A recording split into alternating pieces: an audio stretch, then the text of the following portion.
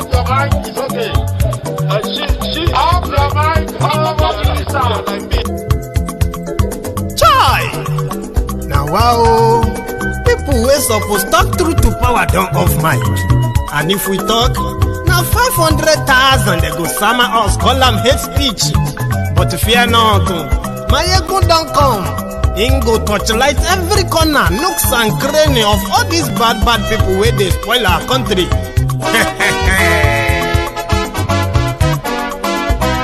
So my people make we laugh, oh, yo, yo. Maiyegun don't come, oh, yo, yo. My people make we shout, oh, yo, yo. Maiyegun don't come, oh, yo, yo. Maiyegun don't come, man of the masses, oh, yo, yo. Maiyegun don't come, oh, yo, yo. Maiyegun diary politico, oh, yo, yo. Maiyegun don't come, oh, yo, yo. This one not the off in mind, oh, yo, yo. Maiyegun don't come, oh, yo, yo. And in the touchlight every corner, oh, yo, yo. Maiyegun don't come, oh, yo, yo. Okay, some people be they holla say they want the power. Chai, them be promise us say we go get light and power. Nah. Them hustle sote they can't get the power. But now they know they do anything with the power. Every day, dollar just they get the higher power over naira. See them talk say make we off mind, but thank God say Maiyegun don't come. So my people make you laugh, oh, yo, yo. Maiyegun don't come, oh, yo, yo. My people make we shout, oh, yo, yo. Maiyegun don't come, oh, yo, yo. Maiyegun don't come, man of the masses, oh, yo, yo. Maiyegun don't come, oh, yo, yo. Maiyegun diary politico, oh, yo, yo. Maiyegun don't come, oh, yo, yo. This one not they off in mind, oh, yo, yo. Maiyegun don't come, oh, yo, yo. Person where they do evil, no one make person talk. Them say that Maiyegun, that man too they talk. He too they talk. Say Maiyegun diary, he they hot like pepper. But every day, then they take money in bulk. Woman picking, they the street they hawk. Still them talk say, make we no talk. But thank God say, Maiyegun don't come. So my people make you laugh. Maiyegun diary. Good evening to you from wherever you are watching from. This is Maiyegun Live. Thank you so much for joining me and share the broadcast. Maiyegun today, oh, ọ̀rẹ́ ara yìí. Lórí Facebook, lórí YouTube. Gbogbo bó ṣe ń lọ ni Maiyegun já wa sí. If you have been following the news, if you have been following the developments, apart from the insecurity that has now become deadly in today's Nigeria, especially in Zamfara, Kaduna, and so many other places. The other news there is that people are trying to blackmail the IPOB members as if to say, persecuting them, killing them, making them disappear, while people who now want to blackmail them into voting in an election that never really counts, kept quiet. They kept mute. Even until this time, up to this moment, none of them is bold enough to even talk about Biafra. But here we are. They are about to blackmail the IPOB members into joining their soldiers election. I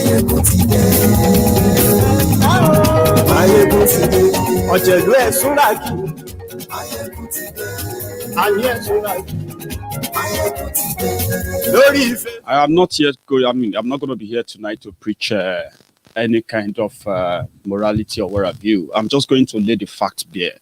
And you can be the judge. There's nothing I'm going to say tonight that many of you don't know already. Maybe I'm just going to have to juggle your brains back, your consciousness back to life, so that when this whole thing gets closer to the election in Anambra in November, do not ever be guilt-tripped into joining the facade. Share this broadcast if you can.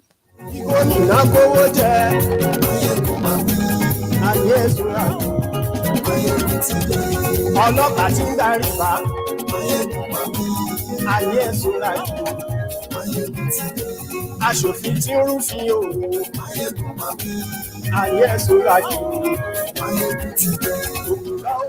They sacrificed Mazi Nnamdi Kanu. They sacrificed young, brilliant, energetic Igbo sons and daughters in order to pay their own dues in keeping Nigeria one. I am talking about the Southeast politicians. We were talking about the Southern politicians who have continued to play the appendage to their Northern warlords in the, to the detriment of their own people, including the safety of their people.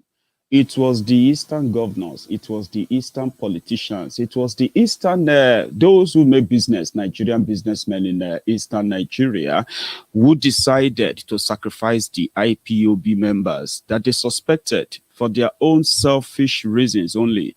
They sacrificed them. They invited the military into the Eastern Nigeria to hunt down young people for asking to have their own country from this same contraption that is killing us. Same one that killed Omoyele Sowore's brother today. May he so rest in peace. They sacrificed Mazi Nnamdi Kanu only for them to come back. And they have started blackmailing the same IPOB members that they called inconsequential, unimportant, and the rest, because they have said, well, there's not going to be an election in Biafra land.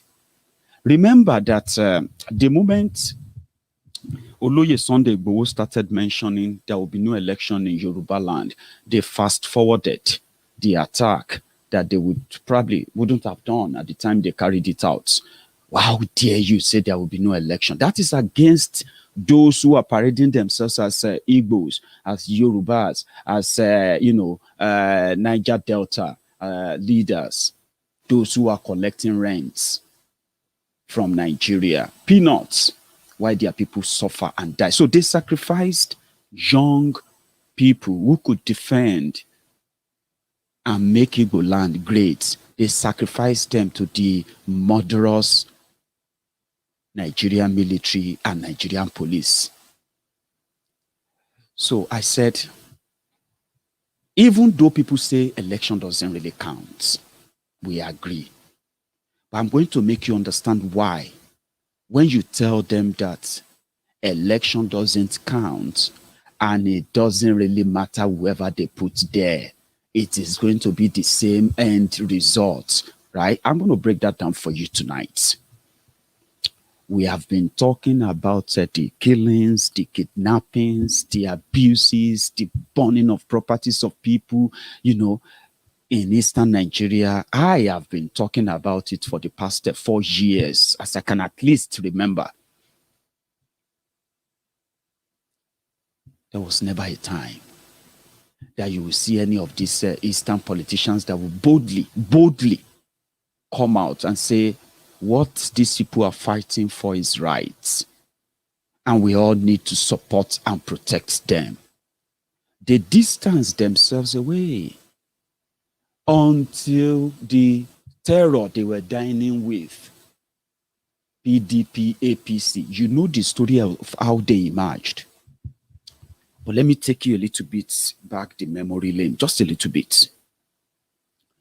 Some times ago, they told Ikemba, Odumegojukwu, they told him, you are one of the leaders of Nigeria.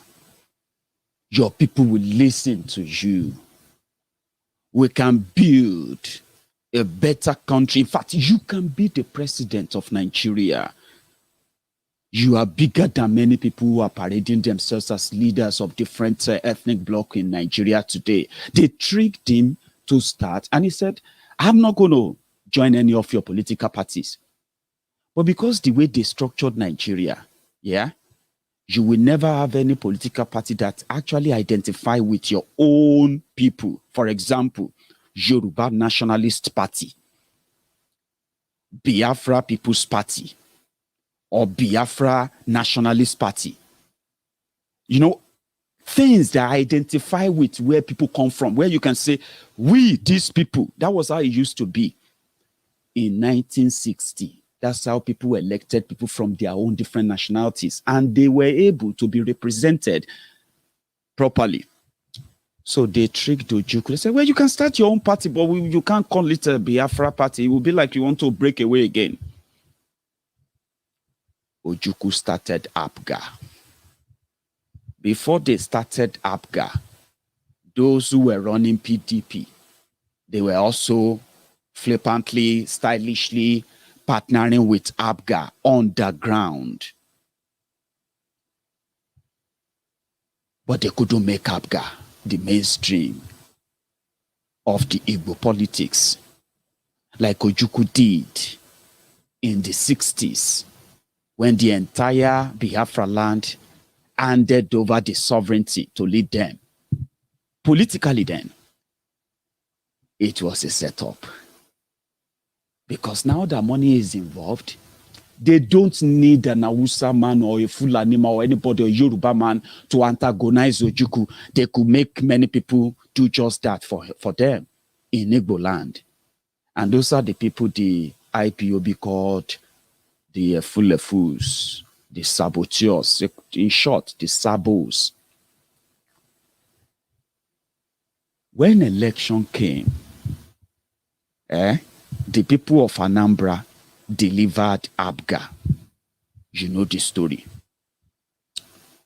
The entire Igbo land couldn't deliver APGA, and you know the story as well. Ojukwu that ran for president, a man that led people that were over 30 million to break away from Nigeria, a contraption that they were forced back into. He couldn't win his own. He couldn't win his own polling units. At that point, they've demystified him completely. According to them, oh yeah, we've demystified him. Politically, he can never be a threat. Shouldn't APGA be the image of a mini Biafra that Ojukwu would love?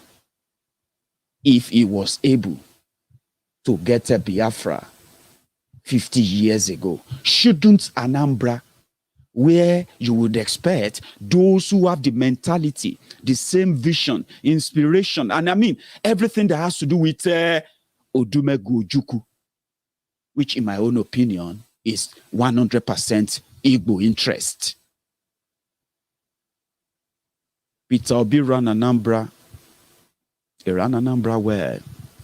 He was the only governor that left over 100 billion naira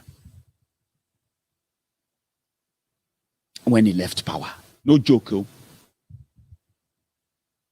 They plundered the entire money. Obino, who came in. Now, if you want to convince an IPOB member and say you should support people who believe in Biafra, who are you going to use as an example for them in the current setting in Nigeria? Let's start from there. This is no longer about them trying to form political party anymore. Let us use the one that exists. How many times have you heard from APGA, Odumegu Ojukwu's party? How many times have you heard them speak out against the incessant illegal attack, the killings on the IPOB members, including the extraordinary rendition of Nnamdi Kanu? How many times? Because election is 2 months away. They want to blackmail them to remember that Igbo land is important. This is no longer PDP, APC now. I'll come back to those ones.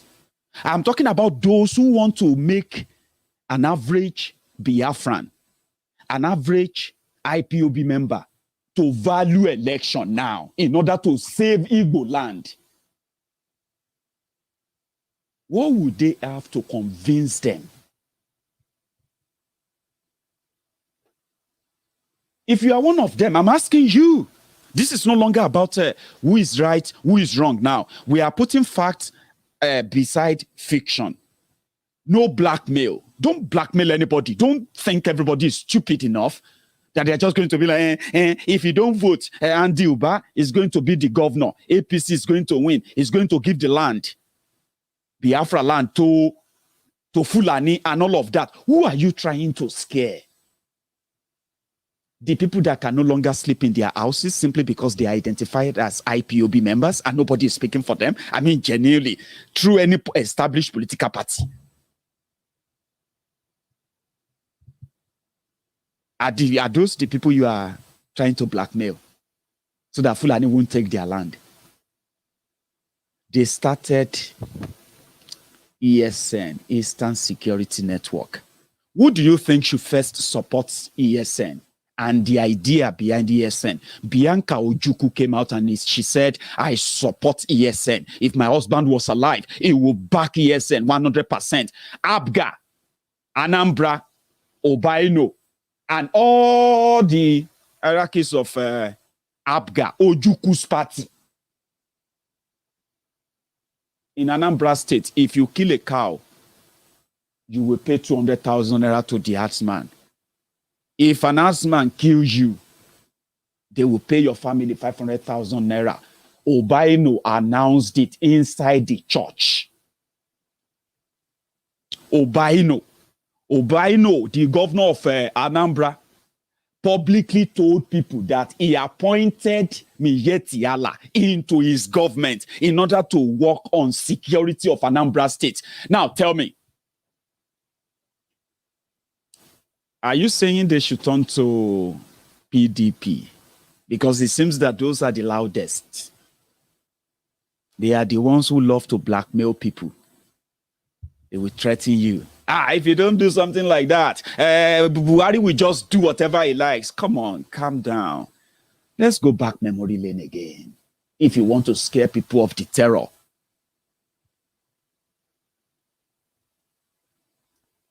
Willie Obaino. Let's go back memory lane a bit again. We are talking about these characters who are now in charge of, who want to take over Anambra. I think Soludo is the one that will fly that of Abga.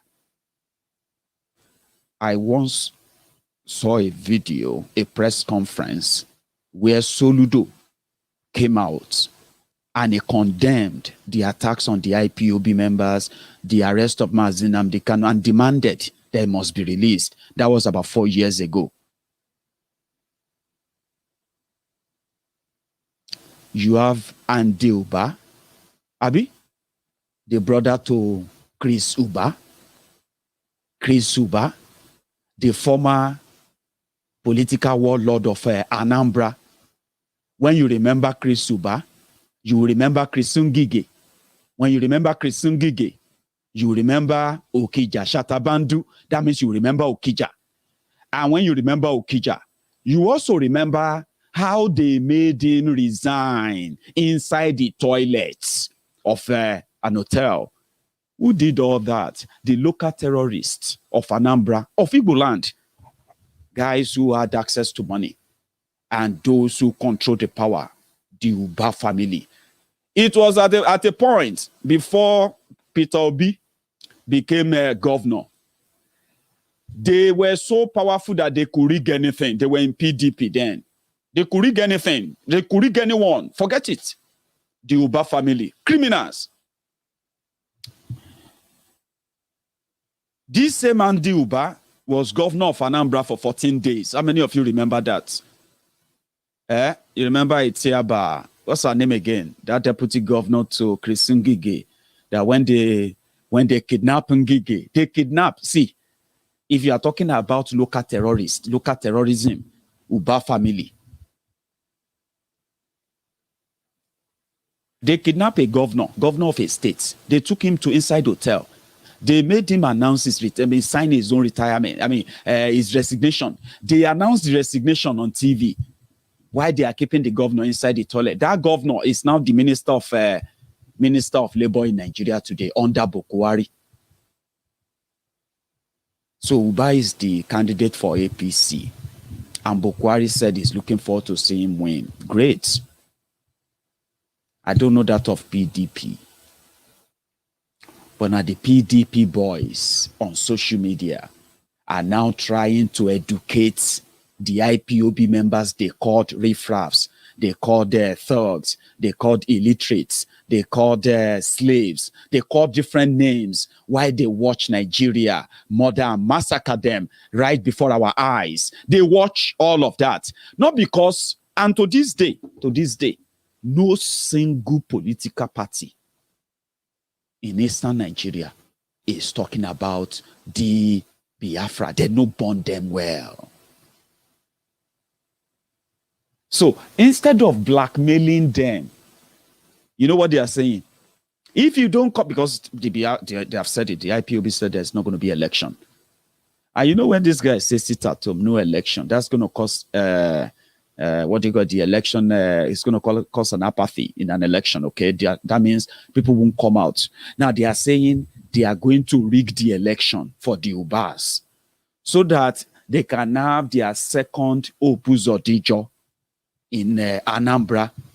So once they take Anambra, Uba will just give the lands in Anambra when Obaino is already allocating land. PDP are now trying to tell you that, because APC is going to win. The bottom line is this. The only people who have actually realized that, whether now plus, whether now minus, whether now left or now right, joining these criminals is just to further validate their murderous, campaign against us. Let me break that down. Whether you vote, whether you don't vote, okay, they are going to write their results. The party, any of them that can outrig themselves, is the one that will be declared winner. Okay? Now, you will finally come back to that reality that it is not that you because of your vote. What they want is your validation. Just participate. That's it. Don't worry about the rest. And the moment you participate, whatever comes out of that is your choice. And as we do say, right, elections have consequences. The IPOB, the Biafran says, you cannot cooperate with terrorists that continue to kill us inside our homes, kidnap us, rape our women, make us disappear.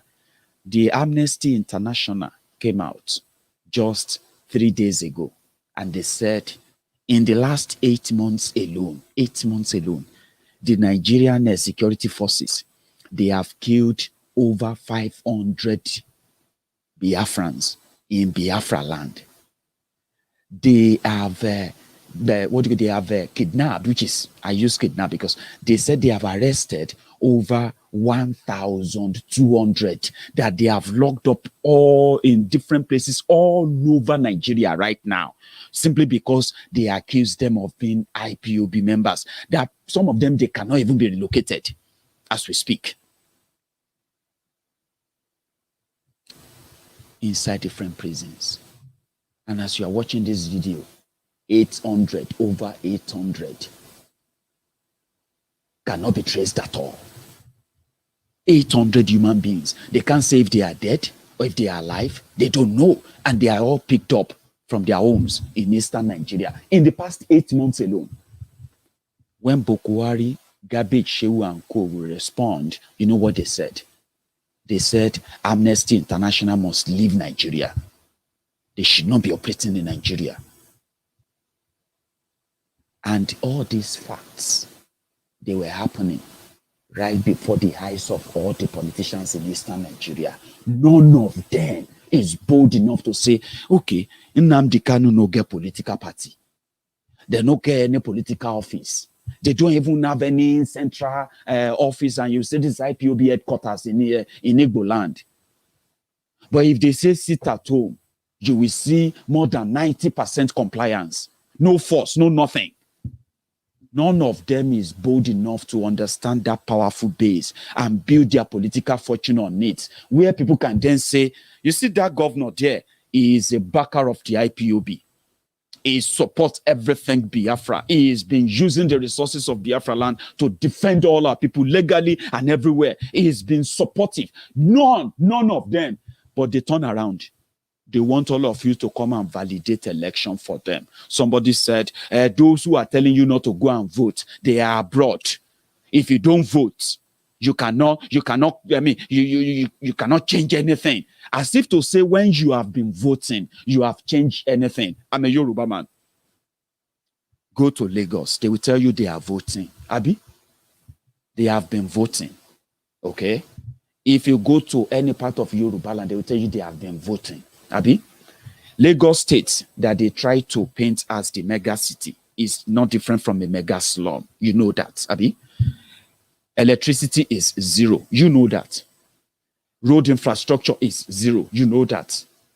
Healthcare facility is zero. Even Tifnumbu, the man that was their pioneer governor when this started in 1999, for 8 years he was governor. Now that he's been going through some medical trouble, right now he's been living in London for the past 35 days. There is no single hospital, no single doctor in the entire Nigeria, in the entire Lagos State that can treat him. The entire Lagos State has no drinking water. You can't say you have any, any clean public pipe-borne water in the entire Lagos State. None. What about the education system? Now, put all of that together, they are going to vote next, like they are even preparing. And yet they will vote again. Abi, one day, they are not voting. They are validating what is going to end up killing them. That's it. So when they tell you that whether you participate or not, what you are doing is that if you say, oh, let us go and participate to stop APC. Stop APC for who? For PDP, for ABGA. Now, you have seen what they could do. Up to this moment, every death of a Biafran is considered as a collateral damage. How could you then go around and blackmail people that you have considered as collateral damage and said they should come and rescue you? All they are asking you to do is just come and help them so that when they rig too, they can say, see how much our people turn out. Don't let anybody blackmail you into all of that. They have the opportunity to use this momentum and make themselves presentable. IPOB, if you ask the IPOB that we do like African Wala, thank you very much for your super sticker, by the way. If you ask them, you say, should IPOB just go and start their own political party where everyone who supports Biafra can be elected? That would sound good.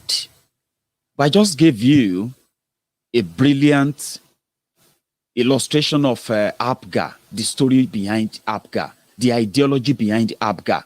Can you say the people who ignored the people that they were supposed to be promoting and protecting, and they continue to shout one Nigeria, only for election to be coming to now, they are now start telling you, hey, if you don't vote for us, if you don't come out and vote, Fulani will just take over your land. Is that not the reason why they are killing the IPOB? Because the IPOB said they don't want Fulani to take over the land? Is that not why they are killing them? So now you want them to help keep you in power so that the Fulani won't take over the land. How? By them paying 500,000 naira to anybody they kill. Come on, try another thing. Blackmail is something I don't really give into. And I actually encourage you, my dear brothers and sisters, dear brethren, dear brethren in the temple of truth tonight, know this. Do not let anybody blackmail you. Nigeria is a crime scene. Okay? Nigeria is a crime scene. Nigeria is a place whereby the victims, you know, we blame victims for what oppressors did to them. We will blame you. Why are they locking up Mazi Nnamdi Kanu? Because he said, we will not give any part of Biafra land to any Janjaweed from Futa Jalon, Futa Soro, Futa Soro, Futa, wherever they come from. Even if we have to pay with the blood, with our last blood, they will need to kill the last Biafran to take any land in Biafra land. They said that was too harsh. Come on, it's just land. Let's give them the land. And they said, no, give us referendum. We don't want election again. Give us referendum. Let us decide if we still want to be part of Nigeria or not. No war, no wahala. Give us a referendum. And they unleashed all the battalion on him. You have seen what they have done.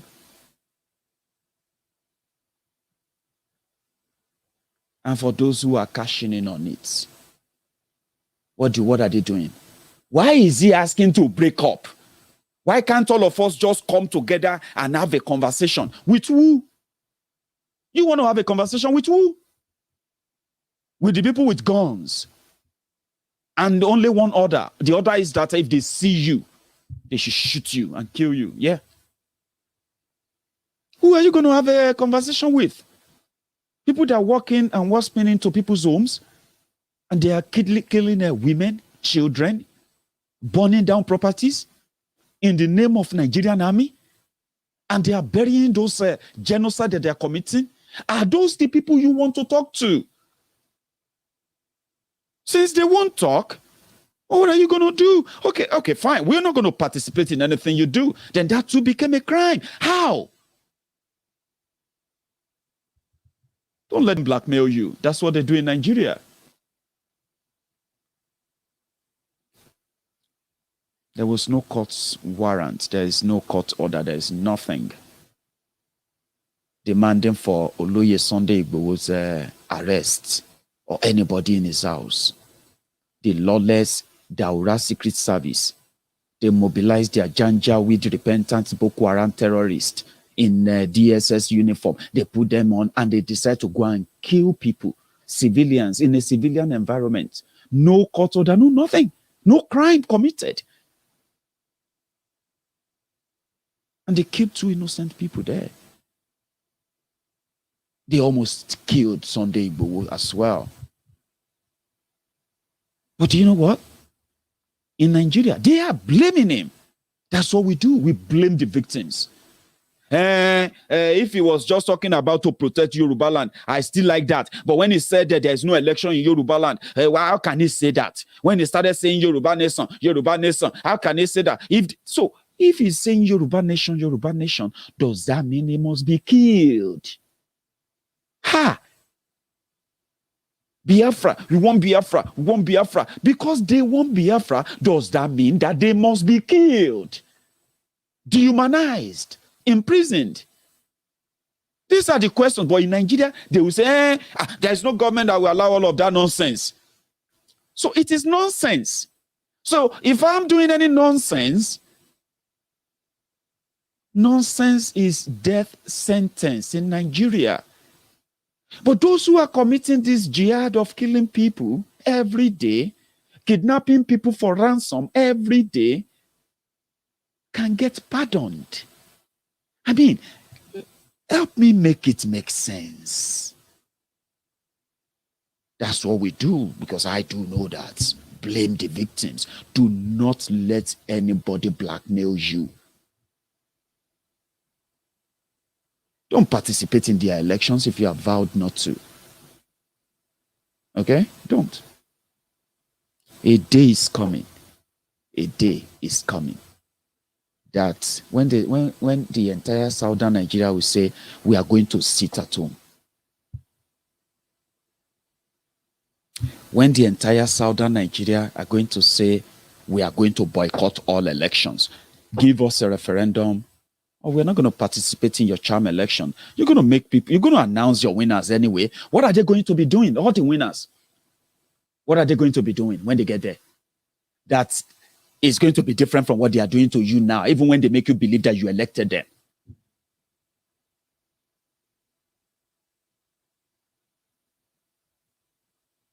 A state governor who has terrorists in his domain told the media to report them as bandits.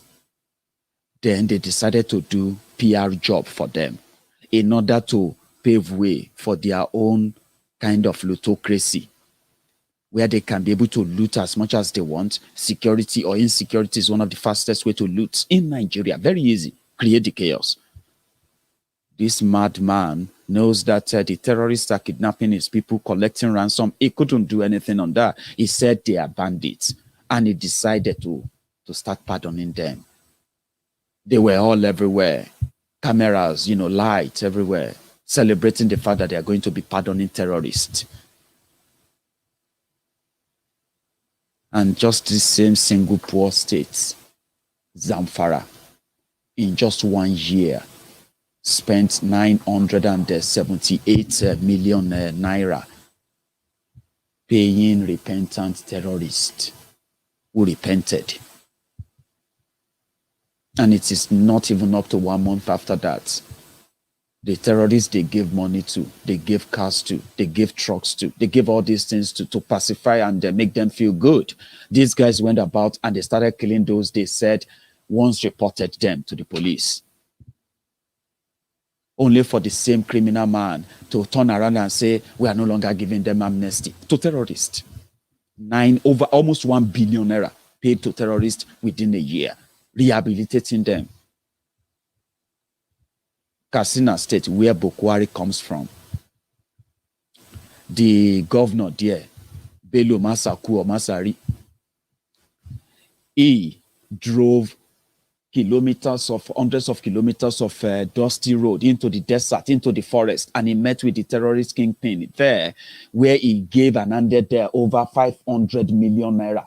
Just what he called their peace meeting. Some of you have seen the pictures. You have seen the pictures of Bello Masari, the governor of Katsina State, posing for picture with terrorists holding guns, where you saw Nigerian military, Nigerian police, DSS, all of them in his entourage, taking pictures with AK-47 wielding terrorists in their midst. They handed over 500 million there that particular day for peace in Katsina State. 24 hours after that, the terrorists released over 1,400 people out of those they kept in their custody. 1,400 human beings that are in their custodies. 500 million naira paid. They celebrated it early this year. Only for Bello Masari doing his own repentant terrorism. We didn't know that as they are doing repentant, some of you don't even know, right? As they are doing repentant terrorism, repentant Boko Haram, they are putting them in different jobs, putting them in the military, putting them in the police, putting them in different government houses, putting different programs together for them in northern Nigeria, where these guys are collecting salary. 3 of them were arrested just about 2 days ago. Do you know why? They were caught where they were actually carrying out armed robbery. These guys collect 100,000 naira every month from the government of Katsina State. Appointee of government of Katsina State, repentant terrorist, appointee of government of governor of Katsina State, where Bokwari comes from originally, or superficially. They arrested about 2 or 3 of them just 2 days ago.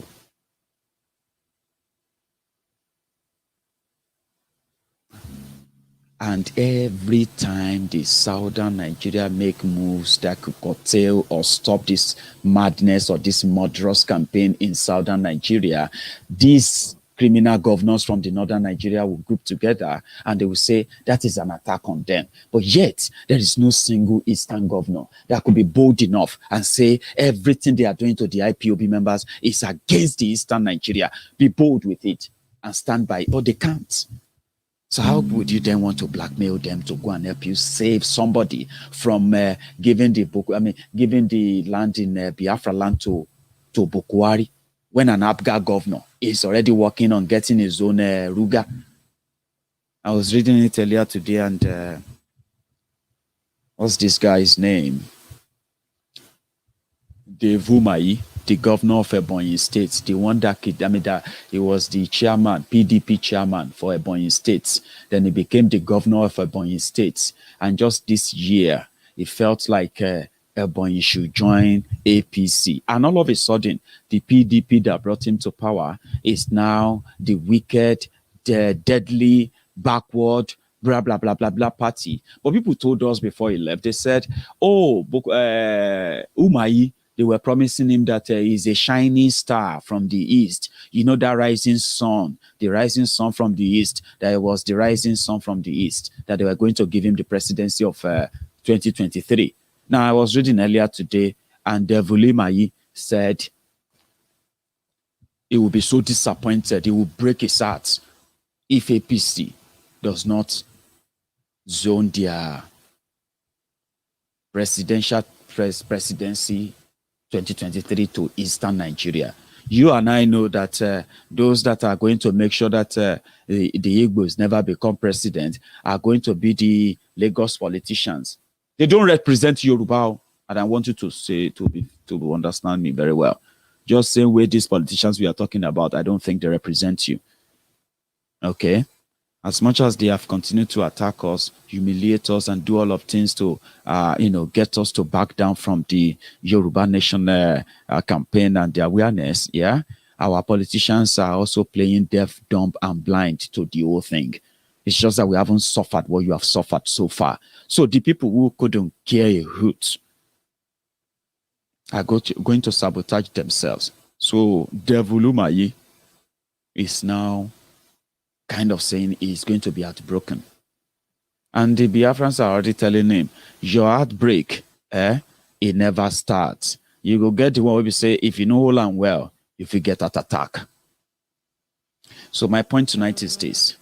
Do what you think is right, whatever your conscience says, okay? But don't ever get pressured or blackmailed into believing that if you don't join their election, if you don't go and vote, that is why Andy Uba will be the governor, and Andy Uba is going to give your land to Fulani and all of that. This is the time that they are trying to make you look important. This is the time that they want to pretend that they actually have been seeing everything you have been fighting for, everything they have been killing you for, kidnapping your children, for making your family members, making your loved one disappear. They have been reading all of that, but they pretended that they didn't know, because they will do the same thing to you if they were the one holding that power. It doesn't matter whether the person are Fulani or Yoruba or anything. They will do the same thing to you. Project Nigeria is a project like business enterprise. People there are shareholders, the owners of Nigeria, and they don't see Nigeria as Igbo, Yoruba, Hausa. They see Nigeria as their big enterprise. So if any part of it is going to cause trouble, they will all unite and try to crush it. It doesn't matter who is in charge. I keep saying that to all of you. I keep saying that to people. But some people are still pretty much so kind of hiding behind that ethnic veil, tribal veil. No, a Christian will not do it. Religious veil. No, come on. It is Nigeria. It is an unwritten code. If an Igbo man become president of Nigeria, if you like, hold the flag of Biafra and see how their soldiers will shoot at you. And you'll be asking, hey, Shineke. No Shineke there. You should be smart enough to know that when they are concerned now, what they are concerned for right now is that the voters' apathy. Voters' apathy will allow everybody to rig freely. Nobody could get upper hand. And because of that, and they know that if that happens, Abuja will do it for them. Since they have the leverage to Abuja. Hi, APC in Anambra, that you have APC in, because you have APC in Imo State, does that make the people of Imo State APC members? Does that make them? So the point there is that do not let anybody blackmail you into anything. You have no say in it. But you have a bigger say if you can make your voice heard the way you have been doing it peacefully. I don't know why they are mad. I don't know why they are mad.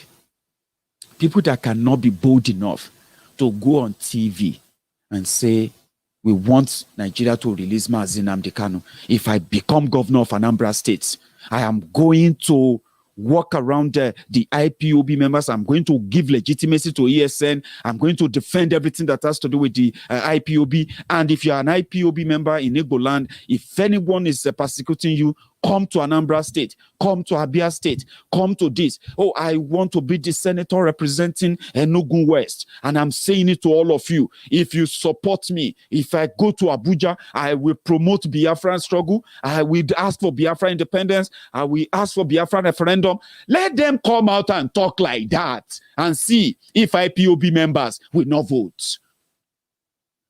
That's what we are talking about. You don't blackmail them and tell them and give them a blank check and say, write anything where you like inside there. Something they will write and somebody will collect it and squeeze it and say, who get time for all of these things? You want to break Nigeria. What about the allocation we are collecting? What about this? What about that? All the appointments? No. We don't have time for that now.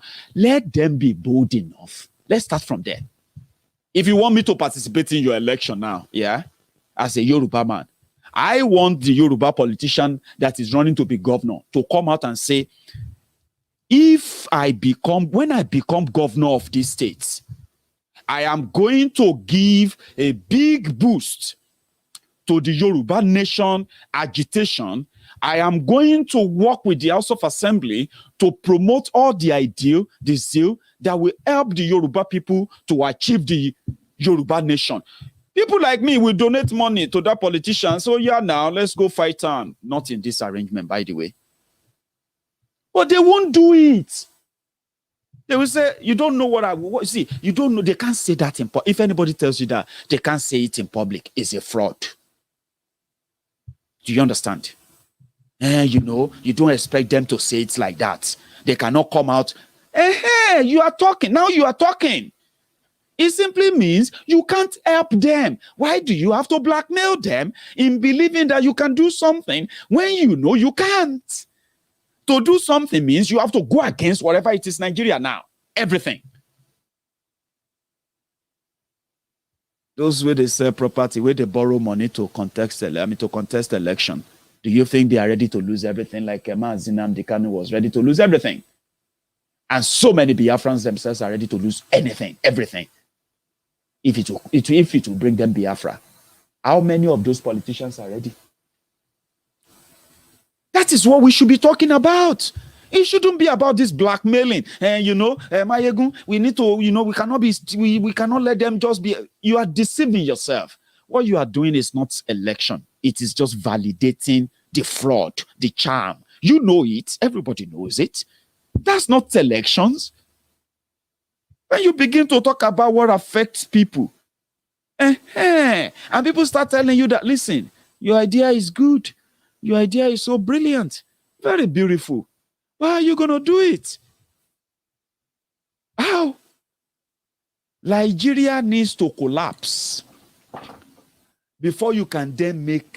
this current one needs to collapse before you can then say, okay, let us now put... ideas before politics. Also, okay, if you want to participate in this election, why should I participate? All I want is to do a nation.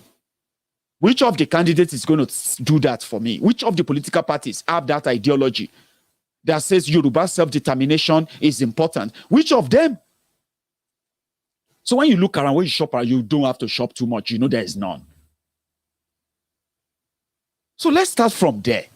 If you want to convince an IPOB member to participate in Nigeria election, number one, let's start from, because you see, it makes sense. It's actually sensible to ask you to vote people that support your idea, that support Biafra. It's a very good thing. But that is only possible in a country where you have human beings in charge, not animals.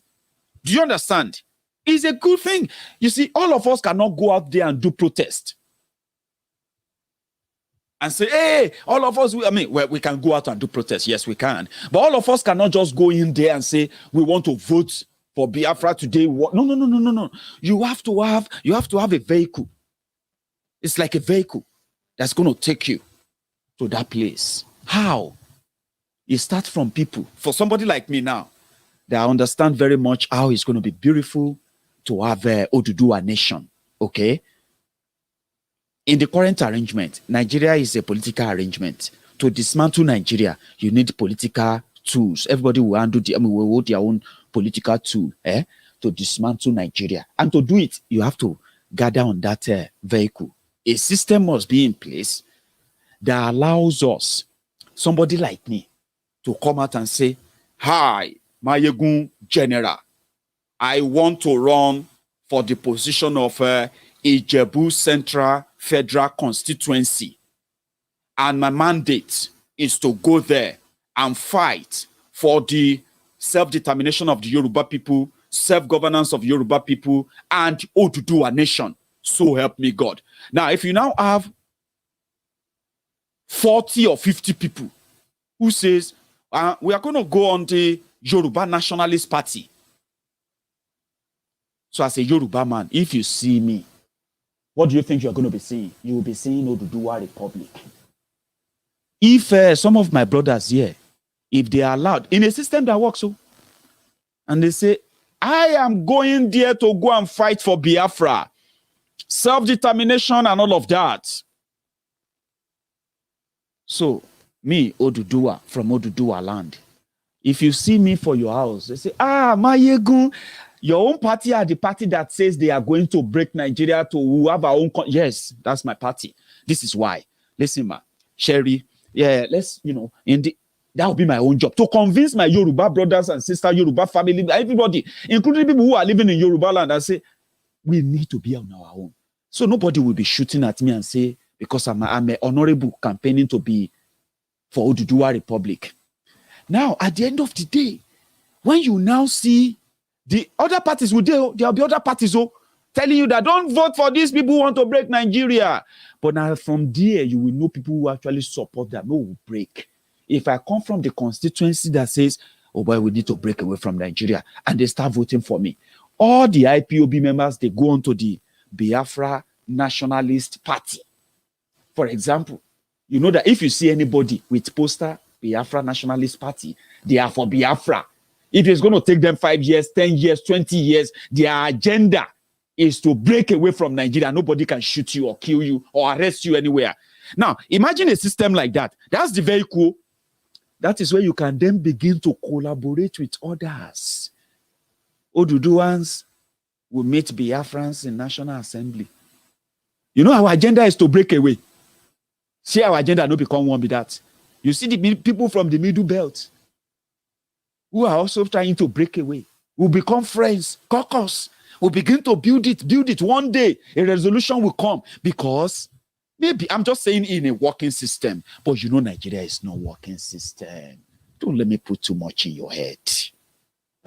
And that is why those who care now think, yes, there must be a lot of resistance from the people that we don't want to be part of this. What we want is that to give us a referendum. Do you understand that? Like, give us a referendum. Let's decide if we still want to be part of Nigeria or we don't want to be part of Nigeria. So ask the politicians to talk to people, those ones who are there now. If you want them to validate you when you want to rig, be bold enough. I'm saying this with all sense of sincerity now, okay? You know they won't. I know they won't. We know they won't.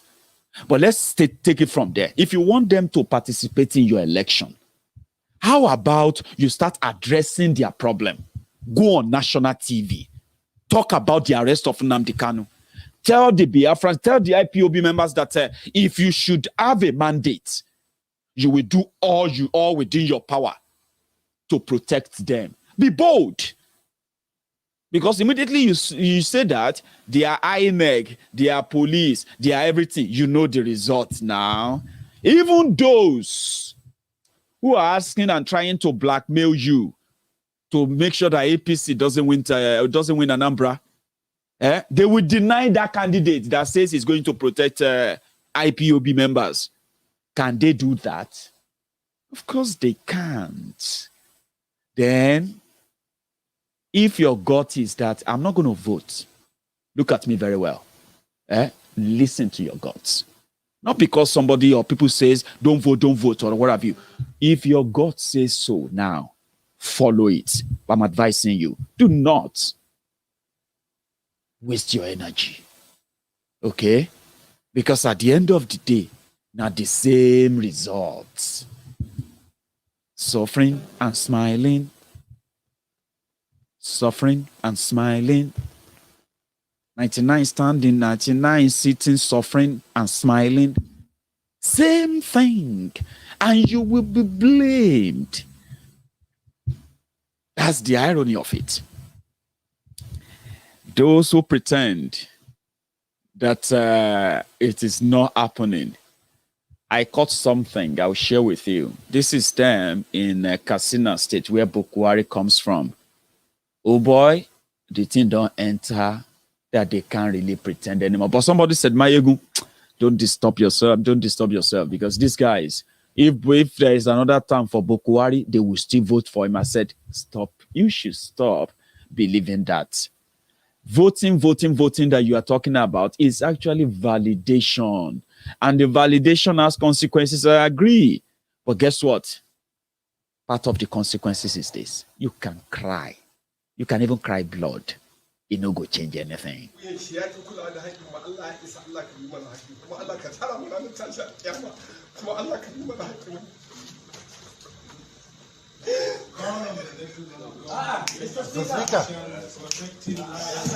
ake irin wannan ba daidai bane gaskiya nan mun zo ne dan mi magana ba da speaker nan mun zo ne dan mi magana dan wannan aka zabe mu har kai shida sai ka daga hannu ba mu dama mi magana kullum haka ake mana cikin gidan sai daga hannu ba mu dama mi magana dan haka aka zabe mu sai a zabe sai a ba su magana dan haka aka zabe mu nan wurin ba dan haka aka zabe mu aka mu nan wurin ba ana mu yi magana sai a ba kowa ya magana mu ana mu yi magana ba mu da yanci ne ba za mu ma ke ba wannan an shayi ba shi a gidan an shayi mana shi a gidan wannan ba ta mana yes kullum yes president gidan nan in ka san magana ba wannan ba za a take nan wannan ba za mu ci mai iska da wasu ne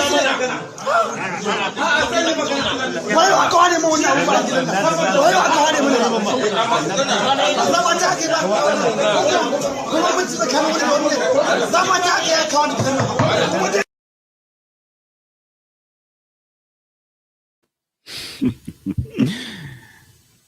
One of them was trying to explain himself. He just burst into tears. They are kidnapping them like they are just a piece, like they're just some sort of a game. Nowhere to run to, nobody to cry to. They can't even sit in their own assembly. Their children, their homes, their villages ransacked. But somebody said, well, as long as they keep power, it doesn't really change anything. Let me quickly go for one break. It's going to be about the United Nations mega rally in New York.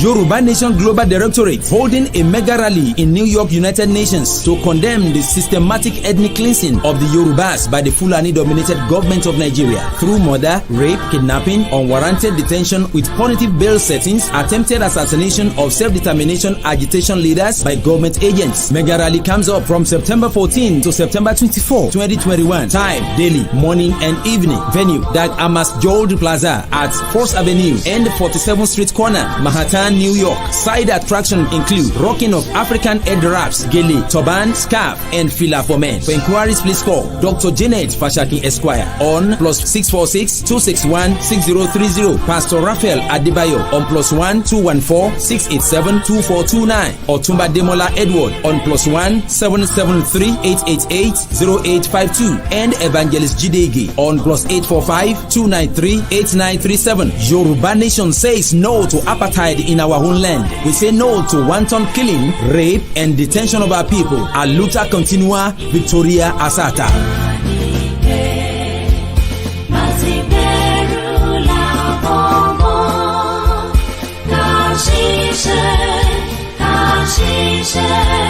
Kashi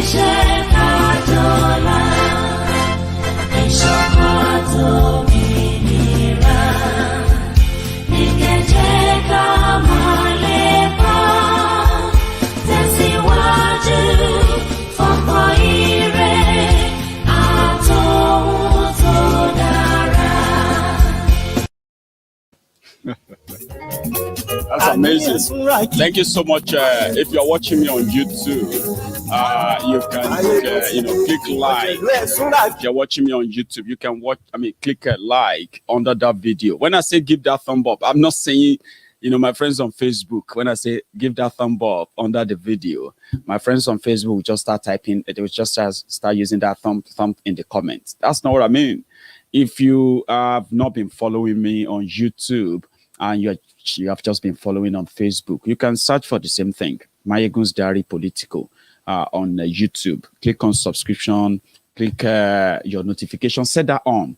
Okay. So just for a sec, before we continue, you can give me that like under that video. We're about 2,000. Let's make it count.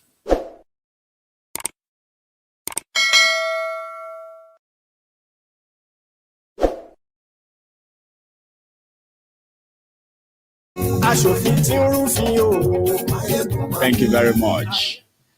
Mazi Nnamdi Kanu's lawyer was in Nigeria. He's still in Nigeria. And the report we are getting from the legal team, Barrister Ejiofor, is that the DSS, the Daura Secret Service, have been, humiliating them every time they visit Mazi Nnamdi Kanu, especially in the last 2 weeks. It's been so horrible.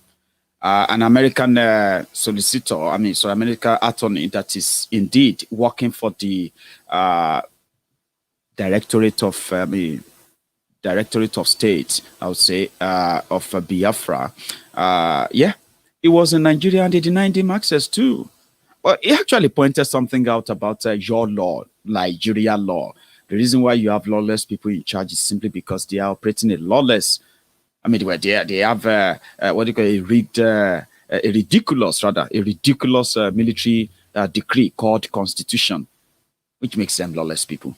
Anyway, that's the first thing the American lawyer observed. Then he spoke even further. Maybe you can listen to this. While you're here, supposing the Nigerian government invites you to a meeting to say, hey, let's talk about why you're here, would you be willing to meet with them?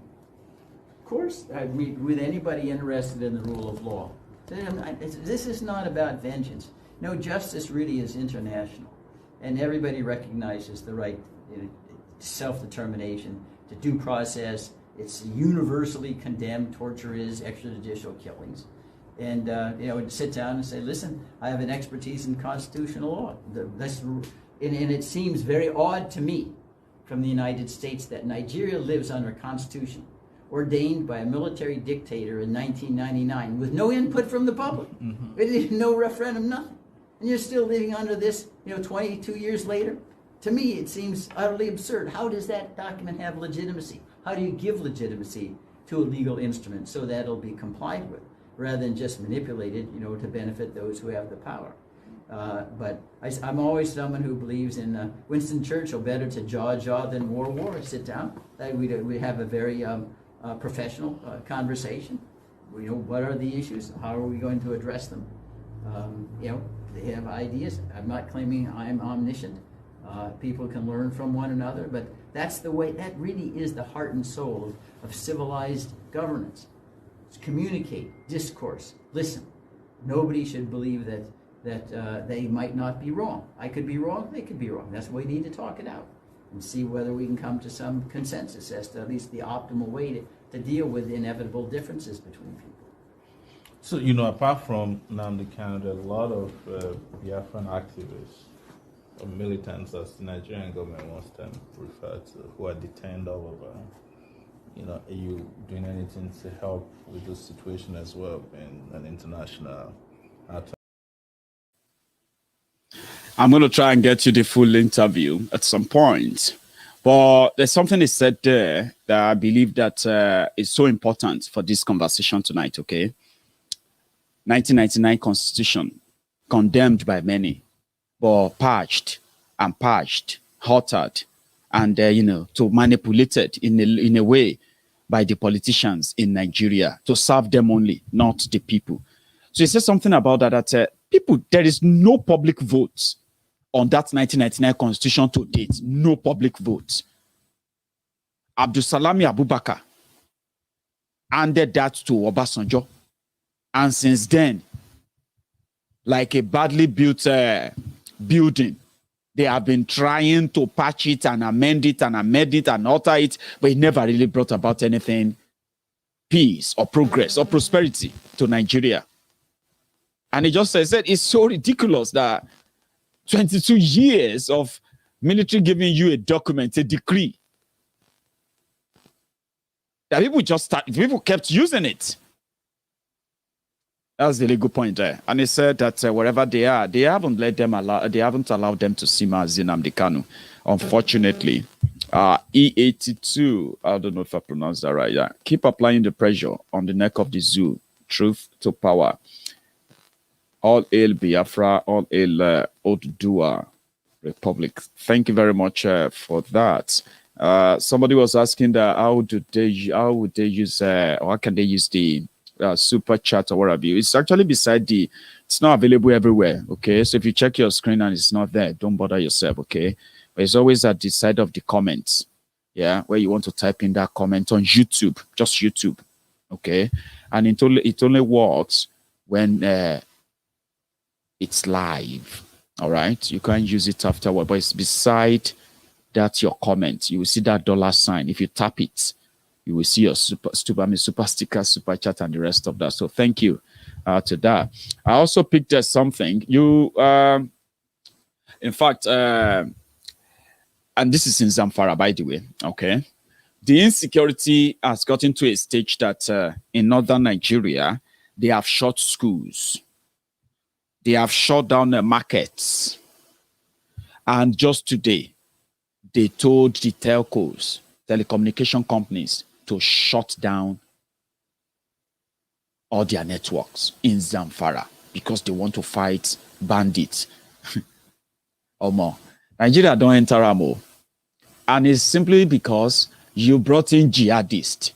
Terrorists who rather see that, well, if it seems that this whole report from Zamfara, now these killings are becoming too much. Let us shut down the internet, shut down everything. All businesses, all life, shut them down. And we can keep it reduced and minimal. Is it not when you have your telco active and you want to try, they said they want to stop the communication of terrorists. They don't want terrorists to communicate. So they have to shut down the entire net. It's like me living in Glasgow now. And they say, because they are looking for some terrorists in Glasgow, so they have to shut down all the telecom, your telephone, your internet, your everything. Like, that's what they have done today in Zamfara. That's what they do in Nigeria. Is it not when if you are tracking terrorists, is it not when the lines are active that they will communicate and you can locate them? But even when they locate them, what do they want to do to them? Taliban, Afghanistan, loading. That's what I see there. You want to track people who are communicating as terrorists. Is it when you shut down your communication or businesses? Children who have to, well, maybe I'm going too far, but here, you can't shut down internet without explanation. Do you get that now? You can't. Children who have to do their homework, they have to play with their video games. There are many things that you have to, like you can't. You just can't. Talk less of you coming out to say you want to shut down the whole city or the whole state. But in Nigeria, it's like animal farming is even better. It's like a jungle where you see all kind of animals dressed in all fancy suit, fancy babariga, fancy cap, and the rest of that, but no real sense other than just what? Just this. They are fighting insecurity.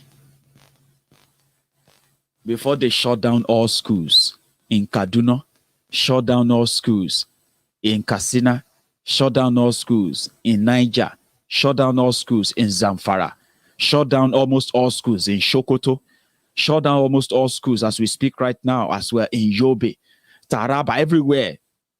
As they are working to shut down schools, before they came to that idea, they initially thought maybe they should put soldiers in every school. Then they realize that, that'll be too many. We cannot just put soldiers. Meanwhile, the terrorists that comes out and do all of these things, that committed all these crimes, these people know where they are. Trust me, they do. They know where they are.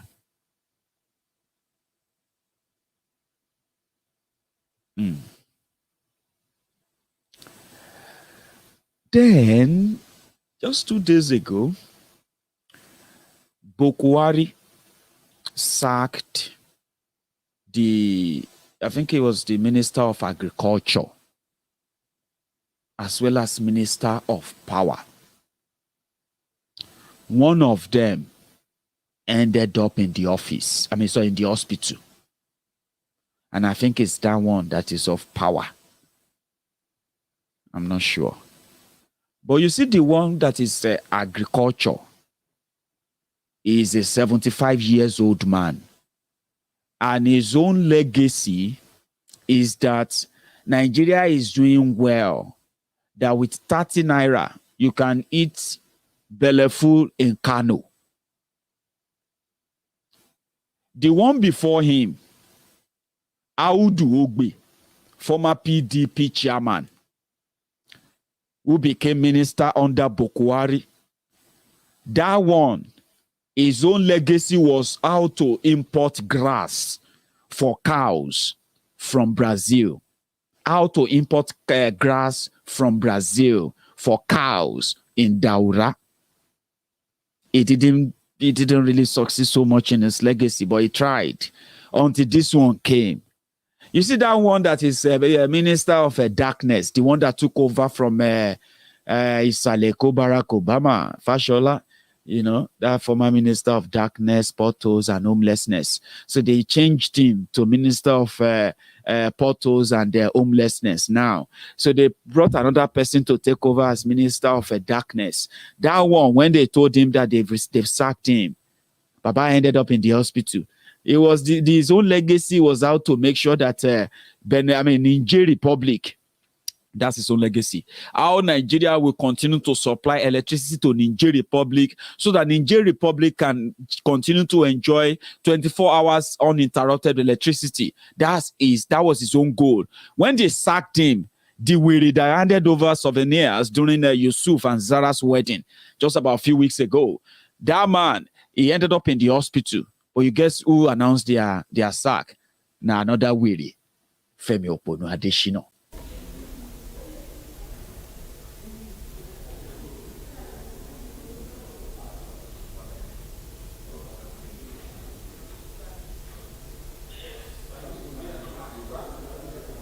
I have found it essential to reinvigorate this cabinet in a manner that will deepen its capacity to consolidate legacy achievements.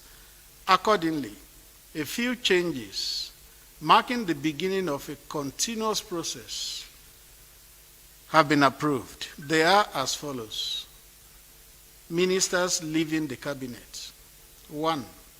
Mohammed Sabo Nanono, Minister of Agriculture and Rural Development. And 2. Engineer Salim Aman, Minister of Power. Redeployment. 1. Dr. Muhammad Mahmoud Abubakar, Minister of Environment, to assume office as the Minister of Agriculture and Rural Development. 2. Engineer Abubakar D. Aliyu, Minister of State, Works and Housing, assumes office as the Minister of Power.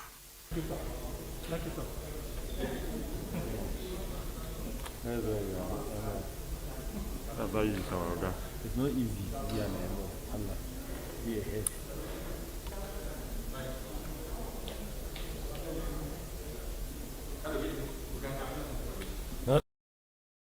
Femi the job.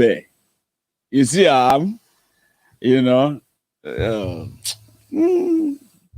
people say, where is Abati? We'll find out. You know what I mean now? So yeah, that's why I'm pretty much tonight all about. Listen, there are some things that people have achieved. We have achieved over time. One of them is the fact that we've conquered the fear, the normal one they normally try to blackmail us with. If you do this, we're just going to arrest you, or we're going to do this or that. All those things don't fly anymore. If you care about people being persecuted by Boko Haram and gang, don't tell them to go and vote. They know what they are asking for. They said, give us a referendum, give us a date for referendum. That is possible, that is doable, that is practicable. Why not, if not? But those who are against that are those who are waiting for their turn to begin to feed fat on Nigeria. And they will do anything, they will say anything, but none of them would dare come out and campaign that they will support Oduduwa Nation, they will support Biafra if they get elected. Maybe we should start it from there. So when people ask you to go and vote, tell them, give me one person that is campaigning on Biafran struggle. You know they can't give you. Let us even go deeper into the rigging machine, the rigging system, the legal system that is also rigged, the police, the military that will help them rig. Even as they say, security, no, they Kaduna. They were doing a local government election today. Guess what? They were still snatching ballot boxes. Despite say bandits, this one, they kidnapping people, killing people. They still have talks to go and kidnap, to go and snatch ballot boxes. During Boko Haram pandemic, they don't care. They will still do it. They will still declare winners, whether you participate or not. But tell them. So if we don't go into all of that, let's just start from how many of them have the ball to come out and say, I am running on the promise and mandate that I'm going to fight for Biafra, I'm going to fight for the IPOB members, I'm going to speak for them, I'm going to move emotion if I'm elected this, I'm going to make, you know what I mean? Let's start from there if they have the balls. And stop blackmailing people that they have to, if you don't vote, and the Uba is going to be governor, he's going to give the land to the Fulani, shut up! Obaino is already giving it. Obaino sat down with his team. They put value, they put price on people's lives. They said 500,000 naira if Fulani kill you in Anambra. So what's the worst thing? The worst is that Andy Uba will come and say na 250. Say no, that's too expensive. Abi, is that not the worst Andy Uba will do? Would Andy Uba be the first person to pay family members killed by Fulani terrorists? The one there already is already doing it. Let them even just use that same Ojukwu legacy, Ojukwu party. If they still believe in Biafra, that Ojukwu died believing in, then let them come out boldly and defend the IPOB. Let them come out boldly and defend the Biafrans. Let them put together resources. Let them support all their legal team. Let them make a demand from Nigeria. You need to release Mazi Nnamdi Kanu and see if the IPOB members that you call slaves, you call names, you call riffraffs. I've seen a lot on this platform. I've seen a lot, guys. Okay? The people who once called you names, called you this and that, inconsequential, Mazi Nnamdi Kanu called him different things they called him. They are now trying to blackmail you.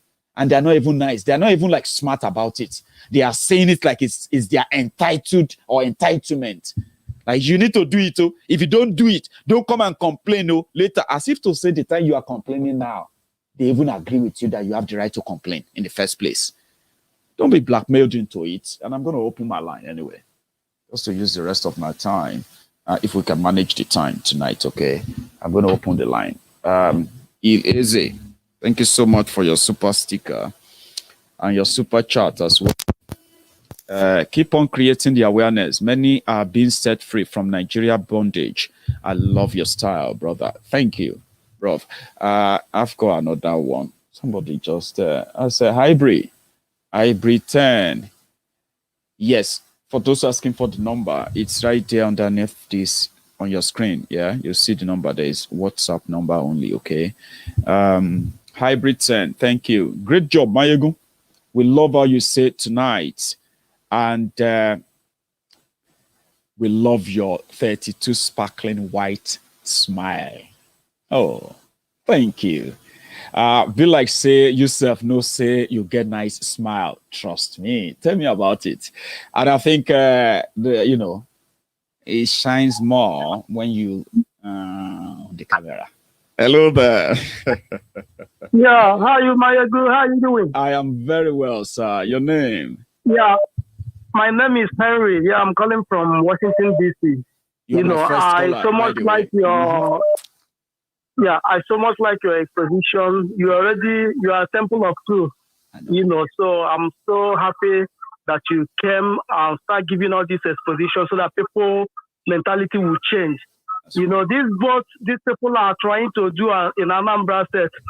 I mean, they shouldn't do any election in that zoo. You know, they shouldn't, because there's nothing to show for the election. After election, is there any road? Is there any light? Is there any food to even eat? Is there any job? You know, so who are they deceiving? You know, so all those things is just rubbish. We want our Biafra. Yeah, we want our Biafra. We want to do one nation. We want Middle Belt Republic. So they should stop all those rubbish. You know, we don't trust them. So we don't want anything. Thank you. You know. Thanks so much, Henry. Bye-bye. Thanks for calling. I have another caller. That's Henry there. That was Henry. So, hello there. Hello.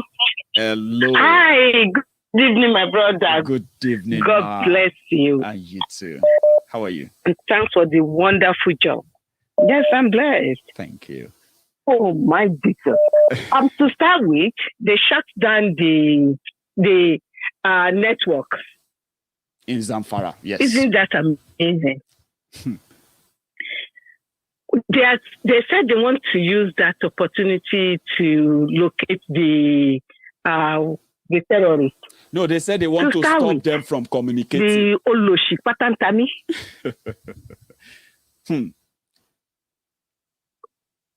Took all people's NIN. That's right. And they trace those bandits. No, they are not bandits. They are terrorists. They are terrorists. Can they trace those terrorists with the NIN that he collects? I've collected all Nigerians' NIN. This man, I've collected all these Nigerian NIN. They still cannot trace these terrorists that are terrorizing the whole country. And now they're saying, if you don't vote, that we vote. Already don't bother voting. Because they've done what they want to do. When you go there and you vote, you are only validating their rigging, man.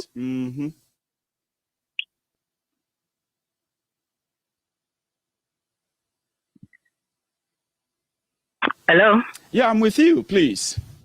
So the line keeps disconnecting. Oh, I'm so sorry. So once people go in there and they vote, it is simply validating their rigging, and on top of that, validating the pain, telling them you can abuse us as much as you like. Nigerians shouldn't even bother. Whether they vote or they don't, they've done their own voting inside their house already. Yeah. So why wasting time to go and vote? These people, they know the game they are playing. They do. It is Nigerians now that should come out and put a break at this nonsense that they are practicing. You said the lawyer that came from America, he said he cannot believe that 1999 Constitution that was given to us by a military dictator, and another military dictator is enforcing it with hidden agenda, and Nigeria still believes and they fold their arms. All those useless politicians and their so-called bulldog, the dogs that are fighting the dirty job for them, I'm sure they're going to regret their life, because sooner or later, as they said, my brother, now brave fast. Now everybody goes chopper. It's just going to be different times. God bless you, ma. Thank you so much. You. I'm going to take another call. You didn't tell us your name. I don't know if that's deliberate. But, okay. I have another call. Hello there. Hello. Hello, sir. Hello, Maiyegun. Yes, sir. Ekaleo, ekujobeta o. Ekujobeta. Yeah, well done. Ekushe. Thank you, sir. Ekushe. Yeah, like I was telling people, you know, Yoruba nations, Biafra struggles and so on. It's so far bigger than Mr. Kanu and Mr. Sunday Igboho, two of them. That's right. So it's a struggle for all of us.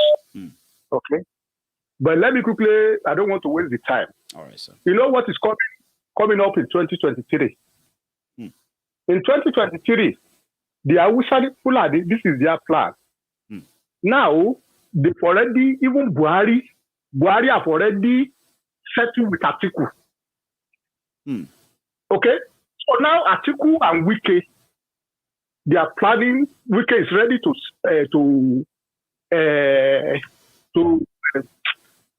deputize Atiku. Right. In 2023. Okay? So now, all these guys in Yoruba land, in Igbo land, they are expecting whatever. Even if they give a ticket to Yoruba land, maybe they give one ticket to Yoruba land and they give one ticket to Igbo land. Those two tickets are dead tickets. They are dead tickets because Hausa, even if it's going to take them to float another new party by 2023 to continue in 2023. That is what they are going to do. But what I'm waiting for now, because the game is going to start in about 3 months to 6 months time. So when that game starts now, so what I'm waiting for now is that we Southerners, the question is that, are we going to allow these people to continue in 2023? Is people ready now to go, like you rightly said before, is the people ready to go and validate this criminality in the name of constituted authority? Because if you look at how these people went to Sunday Igboho, because Sunday Igboho's house, I'm still thinking about it. I can't get over it. Okay? Now, people are sleeping in their house. And these bandits, because those ones that go to Sunday Igboho's house, if not because of Lady K, that record everything, they will have killed all of them and tell us it's unknown government. That's true. So it's because we need to thank Lady K for his expertise, for her to be able to record all those things and give I think that's why they don't want to release her now, because I don't know why they keep keeping her. When they have released about 10 people so far, they keep keeping her. Yes, you know. Let me tell you something I read today. Okay. You know, you said it before, and you are very right. You know, Nigeria elites. You know, Nigeria elites about this Nigerian project you are talking about. They are the same people. There's no religion. There's no ethnicity. Religion, they have ethnicity. They don't have anything. It's just class. Okay. Yes. You know this worry from this one northern state. This one will get marked like worry like this. He talks yesterday. Okay. He said he was telling all the Amagiri people, Sule Lamido. Yeah. Okay. People went to him. You know, say, you are the one that has experience, come and contest in 2023 and so on. And he said something. And he said, them, the elites. He said, who is going to divide Nigeria? The elites are not prepared to divide Nigeria because they are going to lose a lot. They will lose a lot. Me and you, or ordinary man in Ibadan, or ordinary man in Sokoto, ordinary man in Enugu, they are not going to lose anything. They've already lost everything already. Okay, but this elite headed by this Olori Buruku Obasanjo and co. Okay, because Obasanjo, like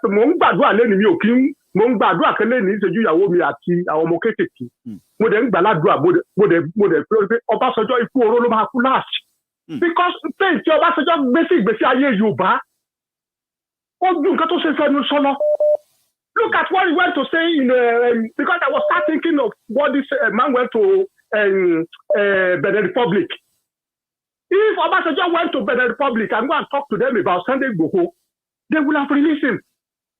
Now, this man went there. You will secrets will come out later. This man went there, say, because if you look at the population of Benin Republic, the largest tribe in Benin Republic is 32%. I forgot their name. Okay, the second largest population there is Yoruba, which is around 17%. Okay, what Obasanjo went there to tell them is that if you allow these people to, if you support Yoruba people to leave Nigeria, they will take this Yoruba in your country out of it. They will break part of your country. That is what Obasanjo. That's right. That is what Obasanjo went to discuss. Obasanjo is never been, and that is why when he come back, he now started pacify Yoruba again by go to Delta State, Odu of Wari, just to show that he is doing something for Yoruba people. That Obasanjo is a bastard. So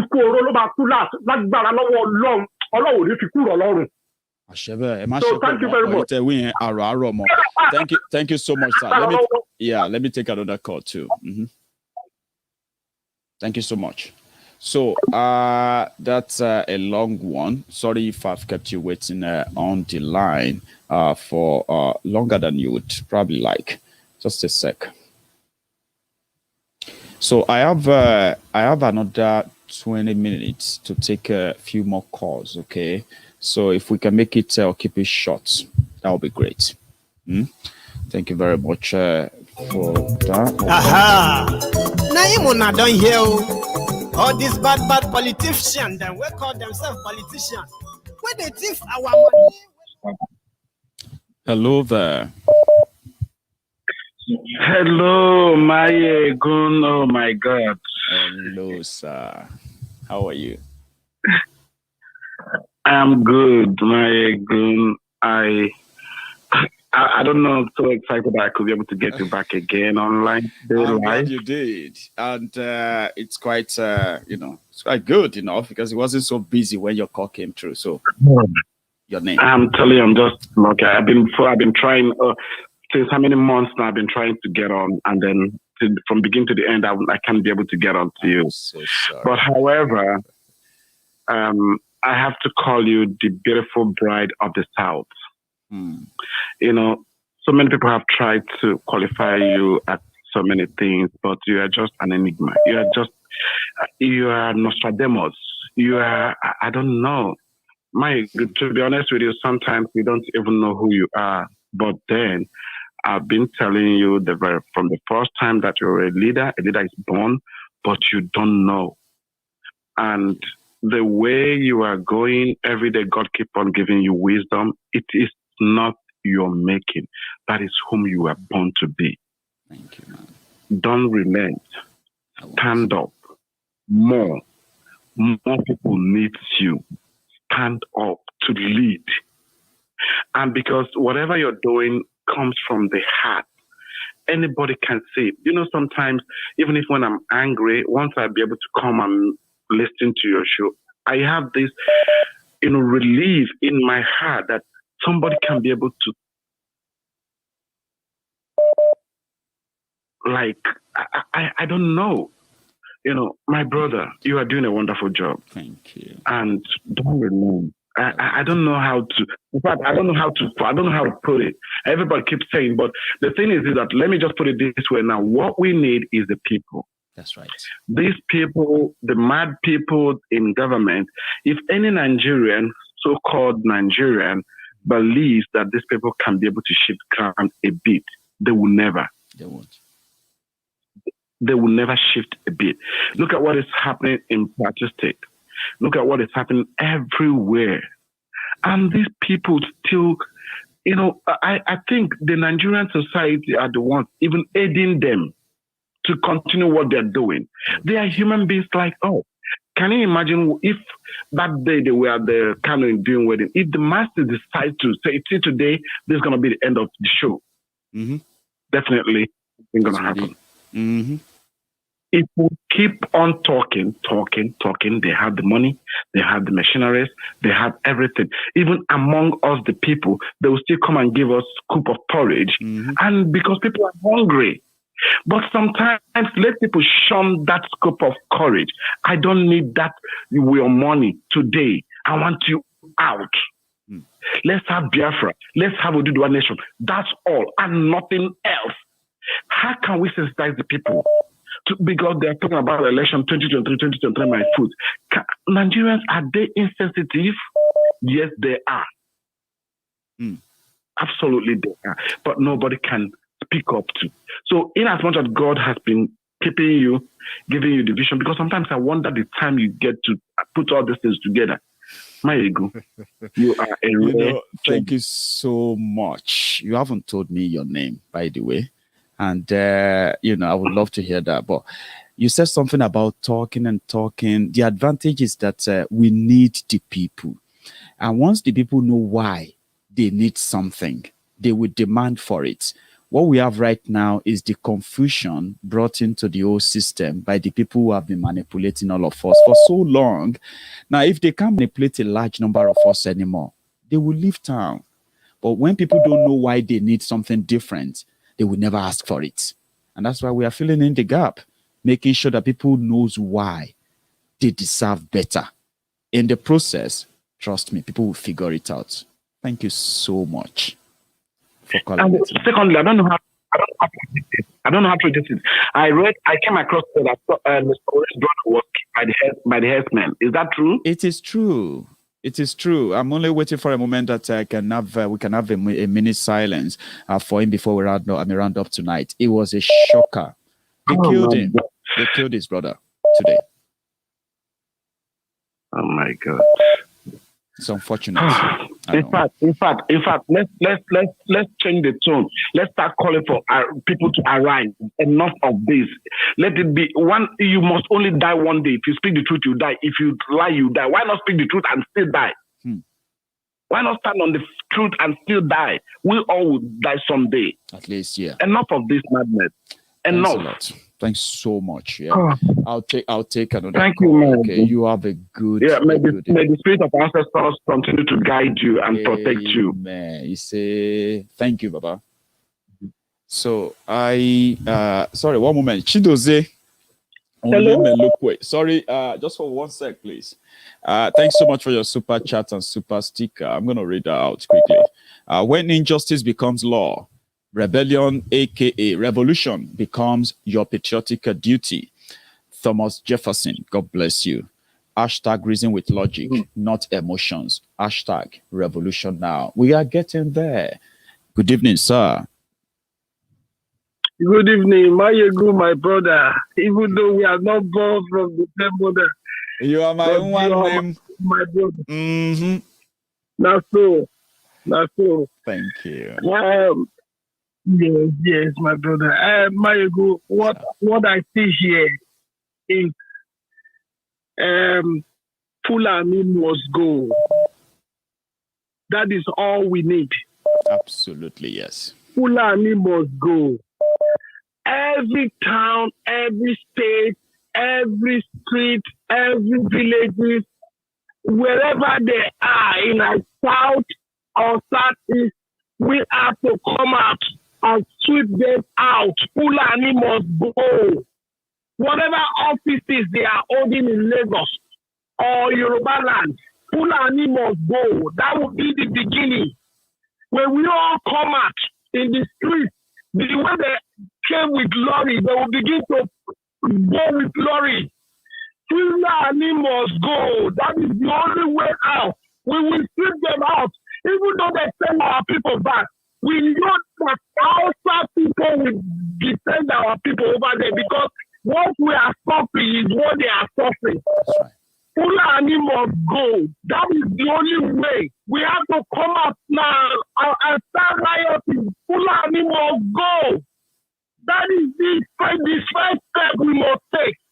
Any governor, any governor at all who support them, they will go with them. That is all we need. Fulani must go. And when we stand by that, I tell you, they will be looking for a ground to put their legs because outside they have dealt with outside people. They have dealt with Middlebelt. They have dealt with Standard Kaduna. I am telling you, Fulani must go. That is all we need. Everybody go. It is taking much. You will shoot them out. I tell you, the one who is born in Nigeria, the Fulani, they will be begging for even have a state in Nigeria. I'm telling you, Fulani must go is what we need. Thank you. Thank you so much. Fulani must go. Thank you. Thank you, my brother. Thank you. God bless you and your family. Amen. In Jesus' name. Amen. And yours too. You have a good evening, sir. Okay. So yes. I have another caller on the line. Wait, is that Prince Jeje man? Hello, Maiyegun. Hello, sir. Can you hear me? Yeah, I can hear you. Good, Maiyegun. Good evening. Your name, sir? Yeah, this is Prince Jeje man. I saw your picture, but I actually thought somebody was using that as their profile picture. How are you? Hey, I'm fine, Maiyegun. It's good to hear from you again. Thank you. Yeah, Maiyegun, let's just be sharp, you know, because callers are on the line, you know. So, Maiyegun, the truth is that election inside nepotism is a scam. Election inside nepotism is a scam. It's only a fool that will be dancing to their tune this time around. Only a fool that will be dancing to their tune. We have known all their scam, and we are not going this time around to dance to their tune anymore. Maiyegun. So, see, Buhari now is the Guinness Book of Record as a kidnapper president. You know, he kidnapped Umar Diko in 1985. In 2021, he kidnapped Mazi Nnamdi Kanu. He's facing Sunday Igboho. He's now in the Guinness Book of Record as the kidnapper in chief. Yes. Unknown government. Unknown government. So now, what thing I want to do, since I want our people to know, is two things. See, Maiyegun, you are temple of your truth already has done the magic. Nnamdi Kanu came with truth. He said, only with truth we will destroy Nigeria. He did say that. And the truth that we are dishing out, you know, from their platform already is hitting Nigeria, and they know it because a lot of people has been sensitized, and everyone is now standing up for their rights. And our right is what we are going to get. There's no going back from me. Thank you. That is what. Secondly, is what our people need now. All that we need to do is, see, you have come with truth. Now the Kanu came with truth. And that truth is more potent than all the armored cars they are moving all around and their fighter jets. All our people need now is one thing that God also recognized, that is unity. Tower of Babel. Tower of Babel stood up because of unity of the people. That's right. If we can unite, hold unity, we are going to overcome them. No matter what they are, all you see there, all their AK-49, AK-47, they will run away with it. As long as we hold unity, right. You understand? You defeat any kind of force in the whole world. You understand? So that's what our people need now. They have to unite with one front in one voice. Especially my Biafran people, I want to tell them that the foot of the righteous is ordered by God. Now the arrest is not a mistake. You understand? God knew about it. You understand? And before Jesus went to the cross, he needed Judas to be in peace. Judas was placed for Jesus to go to the cross. You understand? I'm with you. And to go to the cross, what did he get? He got salvation. Now we are going to get Otua, we are going to get Biafra.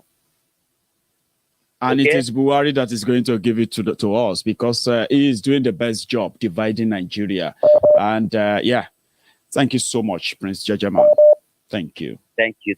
It's great to hear from you tonight. Okay, you have a good evening. Okay.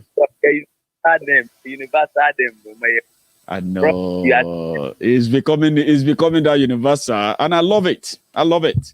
I'm just waiting for what this will bring to all of us in the long run. The fact that it's so impactful and people can testify to it, I love it. Prince Jajaman. You know, and no, we'll see. I will. Thank you so much. Good job. Yes, you have a good evening. That's Prince Jajaman there. I have another caller. Prince, another Prince. My king. Prince Adi. How are you tonight, sir? My king. I'm good, my king. I greet you. It's good to hear from you. I greet you, my king. Yeah. Today was a sad day because our one and only Omoyele Sowore lost his brother. He lost his brother in the hands of the Buhari government. That's right. You know, because we all know who uses the headsmen to operate. You know, it is none other than the Buhari government that have done this act because they know that if they touch Sowore, the whole world will know. So they decided to touch his family. They want to use that to get at him. You know? And they even kidnapped about 5 people. You know that? They also kidnapped about 5 people from his camp. They shot him and assassinated him, and they kidnapped 5. Yes. Yes. That's their style. That's their strategy. They want any time the headsmen attack, just know that the government they are operating. That's the way they operate. They get their man, their target, and then they try to confuse everybody with every other thing they do. So you think it is a kidnap group. Dr. Obadia, if you remember, Prince, Dr. Obadia told us that once we get to the third quarters of 2021, they will start killing some prominent people. They will start from not so many prominent, their family members, and they will start killing prominent people before 2022, where they will unleash the full thing. Could this be a signal? It's a signal because if you look at the way things have been happening, Sowore has been the center of attraction. When Nnamdi Kanu was arrested, Sowore was part of the people that protested. Sowore has been appearing on all the relevant protests. They needed to teach him a lesson. That is what they just did. They just shook him. They are going to shoot other people. I just want to let you know that Nigerians are still sleeping. By this time, if any other person dies again, it is their own fault now, because every street, every location must have security architecture. Every night there must be some people on ground to be watching, because these people are being sent by this government. That's this government operating, period. If you go to bed and you don't have people watching, if you die, it's your fault. Nigeria is under attack. The citizens must guard themselves, form their vigilantes. Have every street, every local government must have security architecture. If they attack, that the way they are, look at the way people are dying in Kaduna. Every day, Benue State. Maiyegun just told Ondo today, by the way. You know that Ondo have signed their own law, yeah? And they arrested about 40 cows yesterday or 2 days ago. Maiyegun just told Ondo State, Akeredolu today, that he is next after you can imagine. In Benue. That Ondo State is next. That what happened in Benue State is going to be child's play to what we are going to see in Ondo State for what Akeredolu just said. You can imagine. It's in the papers. It's out there. You can imagine. You can read it. Yeah, you can imagine that. You can imagine that.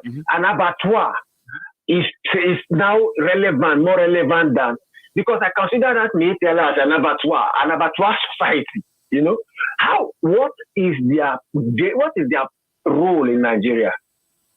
We are still all of a sudden, Mietiala is now a group that we need to be listening to in a country where there are professors and nobody is listening to them. Instead, the professors are being used to rig elections, and the Mietiala, the abattoir, cow headers are now talking. And they are not just talking, they are giving us ultimatum. You do this or you will die. Yeah. And we don't want to understand what is happening. And we don't want to understand what is happening. Everybody, every street, form your vigilante. If your vigilante own is to sound the alarm that they are coming, or everybody run, do it. Run, you understand? But if you go to sleep, you don't have security architecture. You are on your own, or you know why. You're on your own. And I believe that your platform is a platform that people listen to. So this is the message. If you go to bed again without forming security architecture for your street, your location, anywhere in Nigeria, if you think it's not going to happen to you, look, it just happened to somebody who's not even near them. This guy is going to the University of Igboho. From Okada, he was traveling from Okada. Join this to, oh boy. Man, that was heartbreaking. So if it can happen to that guy today. If it can happen to that guy in that location, in that place, it can happen to anybody. It can happen to anybody. Yes. Yes. Thank you, my king. God bless you, Thank Prince. you, my king. Yes, the crown prince of the Temple of Truth, Prince Adi. My king. God bless you. My king. Stay safe, My king. Nice one. Thank you. So I have one last caller, and this is my last caller. Okay. Hello there. Hello, Maiyegun. Hello, sir. Good evening to you. Good evening. Your name? My name is Phillips. Oh, how you doing, Phillips? All right? I'm very well. How are you doing too? Well, not bad. Thanks for asking. You're going to be my last caller, by the way. So, yeah, make it count. Okay, good. So, well, my condolences to the Sowore's. I think we need to start from that. Thank you. Then the other thing is most people sit around in Europe and they talk about what's happening in Nigeria. That's right. Like the last caller was saying that everybody in Nigeria has to come out if they go to bed. I just returned from Nigeria. I traveled from one part of Nigeria to the other. Okay. Even I went to Kaduna because I wanted to. You should always warn your listener, Phillips, right? Every time you come out to ambush us like this, don't try to be nice to us, okay, all the time. But again, fire on. I'm not going to be nice to you. No. I mean, like, you don't ambush us with that punchline you are still coming up with. So it's better you just eat it straight up. Because I know you, and yeah, go on. Yeah. Okay, I'm still coming on. Okay, like I traveled down to Kaduna and then so many other parts of Nigeria because I wanted to see what was happening and what's going on. Okay. I believe people in Nigeria don't. You see, when people in Nigeria will listen to your discussion, they feel they live in another different environment. You understand? Now, like it's a complete story or different story, or what do you mean? Different story entirely. Okay. Because what I saw in Nigeria was different from the kind of threat and fear I hear on social media every day. Okay. It's very different. People are living their life, they're going through their normal business. All right? In Kaduna? There are issues of... I went to Kaduna myself. I went there on train. Even my friend was calling me and said, why are you going to Kaduna? I said, I want to go to Kaduna. I want to see myself. I want to see what's going on. It's enough of you telling me the story. If you want to die, you die once. All right? Mm-hmm. I want to see what's going on. So I decided to go from Abuja on the train, down straight to Kaduna, and back to Abuja. Wow. All right? I interacted with the locals. I heard, we laughed, we discussed. People were calm, and I went back on the train. I went back. You understand? It's not as deep as we scream and we mention like everybody's dying on the streets of Nigeria. No. People's experience is entirely different. And you see, as long as we mischaracterize things and tell the story. You see where you always you see where you always get us kind of worked up. Sometimes, Philip, is this. Right. You can tell us your experience when you traveled, right? But when you say people are going about their normal lives and what have you, the way we exaggerate it on social media is not as bad. Are you saying those school kidnappings are also made up? The children, the parents. I'm not saying that. Hold on. But that's what your message always come out as. No. Okay. What I'm saying is, look, you understand? So the people who have, before now, there has always been kidnapping Nigeria on a very high scale. If you remember, when Goodluck Jonathan was in government, his finance minister's mother was kidnapped. And the kidnapper told her directly there is nothing he can do. And nothing happened. Nobody was arrested till today. In fact, people were arrested. There were boys who were hired by the politicians. Yeah, they kidnapped they kidnapped I'm telling you, that was a parade. They told Okonjo Iweala, you know what we are talking about. Oh, okay. Where's the case today? What happened to the boys? Because they were politically sponsored. They said Okonjo Iweala wants to release. That's different from Fulani kidnapping, Phillips. Hold on. It's not different. Look, kidnapping is kidnapping. Crime is crime. You understand? To me, including kidnapping children as young as 7 years, 8 years. I'm saying crime is crime. And if we do not take it from that aspect of criminality, look, I hold every governor responsible. Autumn, to me, is one of the most useless governors I've ever seen in my life. Oh. You have so what do you then think of Kaduna governor? What do you think of Kaduna? Hold on. Including El Rufai too. Okay. If you have a security vote, if I am the governor, I have a security vote of about 500 million every month. And some idiots are running around my bushes, killing my people. I will not be screaming and be on TV. I will not be on TV. I will be dealing with you. How? I will do everything, any means I have. Don't use any means. These guys are, you've seen their videos, you've seen their guns, you've seen everything, right? Hold on. Let me give an example. Okay. When Ahmed was governor of River, there were security issues.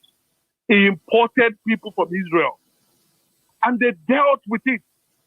Okay. So, look, I don't believe that any governor is helpless unless you are foolish. Absolutely. Or unless you want to use that as a political means to curry favor. What has Autumn done for his people in the past 6 years? Benue is almost dead. This guy is an idiot. And who made that All happen? this comes to the president. Let me ask you one question, Philip. Let me ask you one question, okay? Right. You see, we all know that state governors in Nigeria are useless, okay?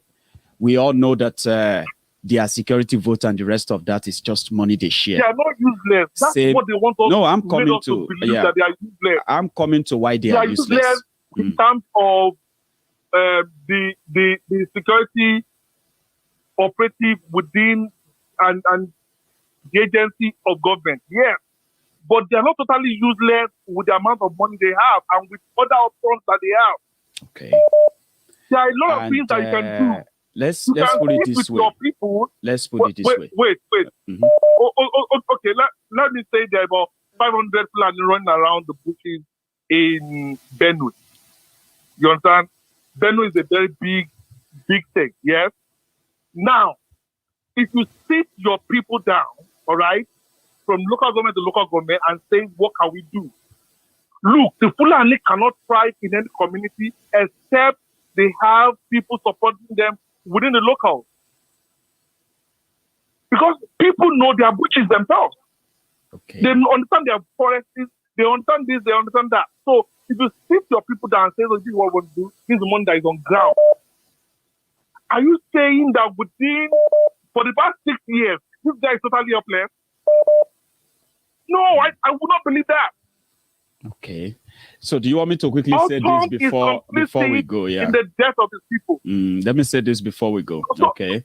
So let me say this. Okay. Go ahead.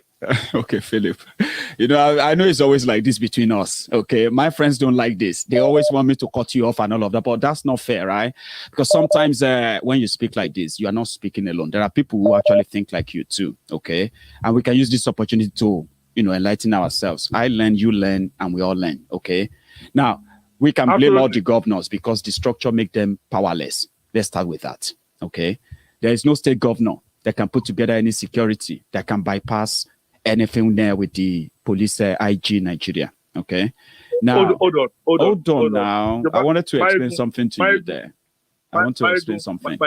In the southwest, yes, they were able to put together their Montesquieu. Despite the fact that but they are toothless. That's where I'm coming to. That's where I'm coming to. Wait. Was wait now. You give me 1 second. Let me tell you that, right? I want us to have a chat now. Okay, let's talk like adults now. Okay. We have Amotekun, true. But you and I know that Amotekun cannot make arrest or make any prosecution according to the structure of Nigeria as we speak. They have to hand over anybody they arrest to the police. Okay. Now, there is a system in their system that you know, except if you are living in denial of it, that will never see any Fulani arrested for any crime anywhere prosecuted. And if you kill them, there is a tendency for reprisal, either from the military or from themselves, guided by the military. You don't live in those denial and start saying, why can't the governors do this or that? We know they are not doing it. But you can say, oh, yeah, they have money. They can buy this. Who will supply the weapons? What happened to the weapons that Nigeria has for our protection? Why are they not using those? Why are you not talking about that? Okay. Wait, let me give you an example. Number one, the truth that we need to say to ourselves today is this. Right. Because so many times I watch people compare Nigeria with the UK, compare Nigeria with America. That is folly in itself. Okay. UK has a budget of 842 billion pounds. Philip, leave budgets now. Leave budget. I'm talking about what is there. What is in Nigeria already. I'm not comparing. Philip, don't do this with me. Please. Philip, I'm going to end the call. Okay? Don't do this with me. That's what the Buhari did and the Buhari did in his love to do. They deviate. They deviate. Don't deviate. I'm asking you a question. Nigeria has weapons. Okay? Nigeria has weapons. Listen to me.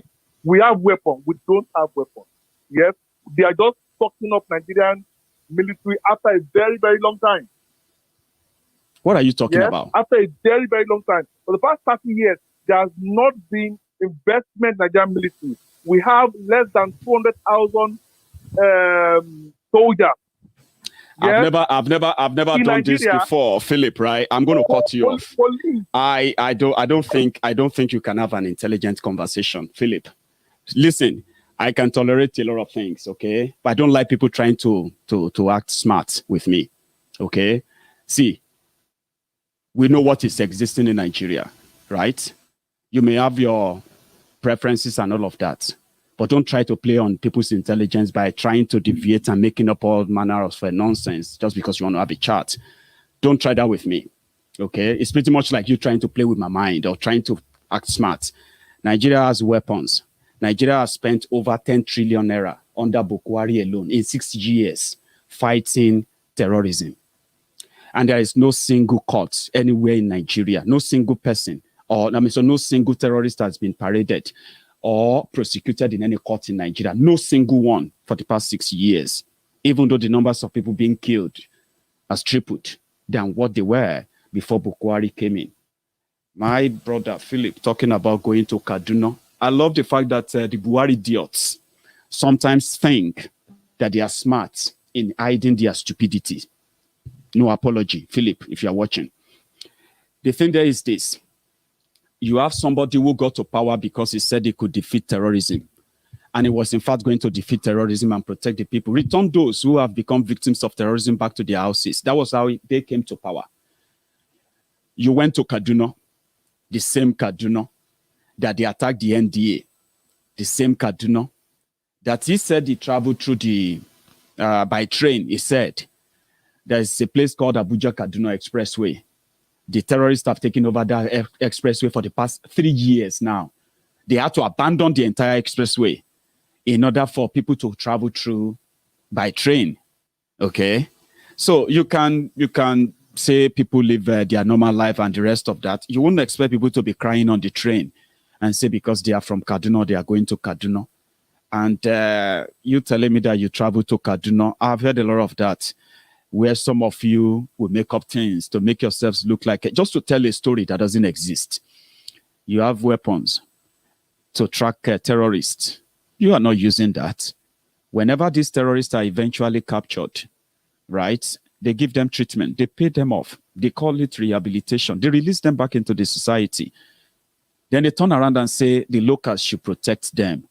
What do you tell the locals that fought and rejected the invading Fulani terrorists? Not allowing them to graze on their graze their cows on their farms. Only for the Nigerian soldiers to return there and beat up the entire village, beat up the people there for rejecting the Fulani terrorists from grazing. What do you call that? That people were lazy? Boko Haram spent 10 trillion naira, over 10 trillion. Nigeria is in serious debt. Yet soldiers are unpaid. Their salaries are unpaid. They are being given obsolete equipment only for the terrorists to have unhindered access to the armory of Nigerian military. They attack military bases. They attack barracks. They attack armory. They carted away weapons. They displayed those weapons publicly, what they caught from the Nigerian military. But somebody like Philip is coming here to come and play on my intelligence. Don't try that again with me, Philip. Don't. And I'm saying this again. I've never cut people off because of their talking rubbish. Don't try that with me again. And don't dare try that on this platform again. I pick calls randomly because I want people to express themselves the way they feel.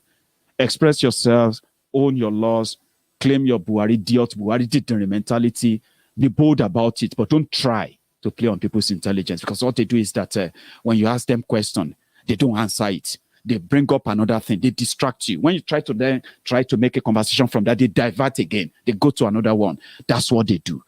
And that's why people say Boko Haram is the most intelligent among the flock of this Al-Qaeda People's Congress. This guy is everywhere. Philip lives in the UK. And it's unfortunate, Philip, if that's your real name, by the way. Don't try that nonsense with me anymore, ever. And to everyone who managed to call in tonight, thank you so much. No, I won't block his number. He will always have his views. I just don't want him to come on my program and start playing that kind of a dumb stupidity with me anymore, like pretending that he's intelligent, trying to start a conversation, most of the time trying to be a nice person, then bringing up trash, rubbish that doesn't even make up any conversation that you can say this is an adult conversation. You know what I mean now? So he shouldn't try that with me anymore. Okay? And I hope he's listening. I hope you are listening, Phillips. Seriously, don't try that nonsense with me anymore or anywhere near me. Thank you so much for your time.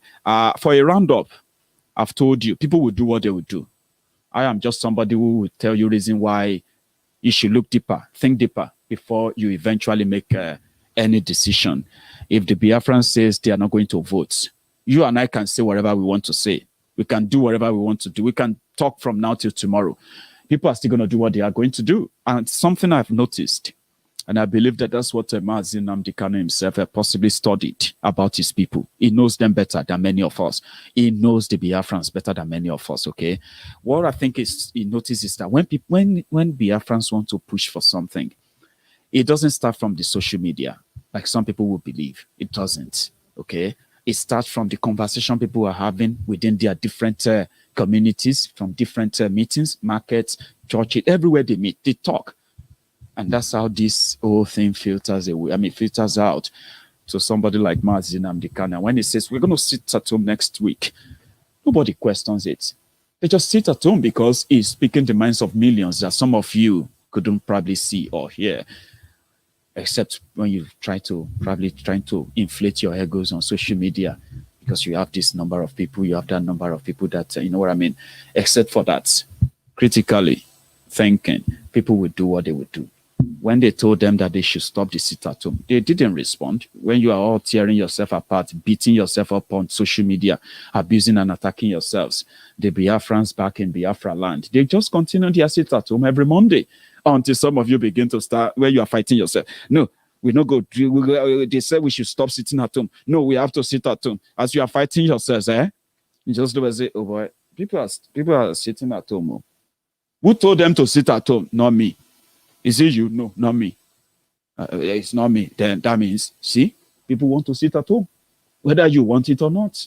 So if the people say they are not going to vote, you and I can shout, we can talk, we do all of that, whatever we want to do, they will still do what they have to. But mine tonight is to let you know that if you choose not to, okay, don't beat yourself to it and don't let anybody blackmail you into doing something that will validate those who never really give a damn about anybody. As for the one Nigeria merchant, God bless all of you. Let's see how long that's going to last. To all my friends again, thank you. I'm going to draw the curtains here. Coach Jimmy Toriola. Jimmy, it's been a long time, sir. How are you?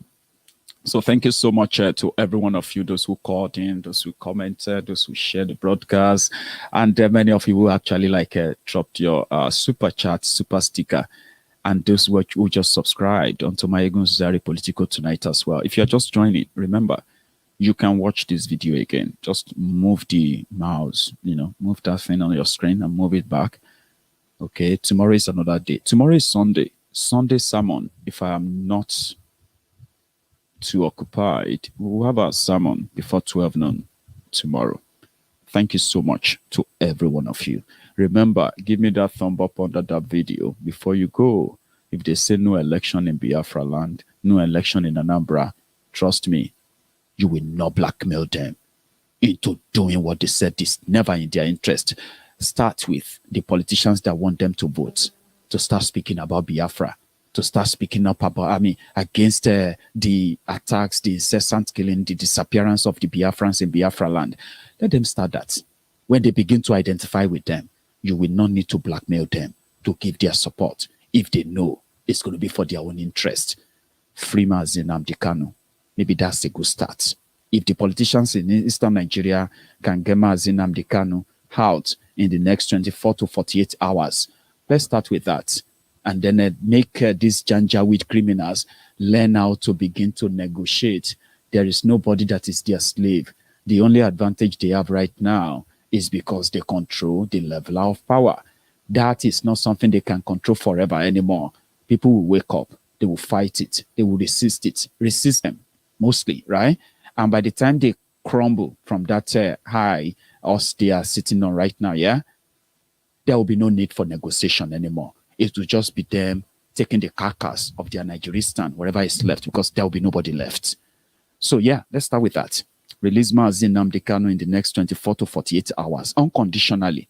Let him go out there. Then you politicians in the Eastern Nigeria, make it your campaign duty in the next, at least for the next 8 weeks. Show something and tell people that, you can count on us. Don't let them imagine. Say it if they burn you well. When you begin to do that, they will identify with you.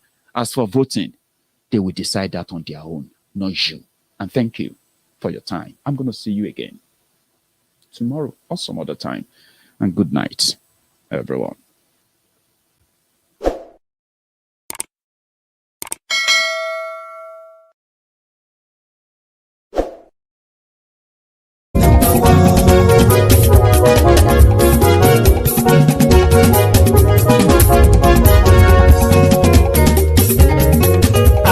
Súnrakì. Maiyegun ti dé. Maiyegun ti dé. Ọ̀jẹ̀lú ẹ̀ Súnrakì. Maiyegun ti dé. Àní ẹ̀ Súnrakì. Maiyegun ti dé. Lórí Facebook. Maiyegun ti dé. Àní ẹ̀ Súnrakì. lórí YouTube. Maiyegun ti dé. Àní ẹ̀sùn lájú. Maiyegun ti dé. Bọ́ bàbá gbé wúrẹ́. Maiyegun máa wí. Àní ẹ̀sùn lájú. Maiyegun ti dé. Ijó ìgbádìyẹ.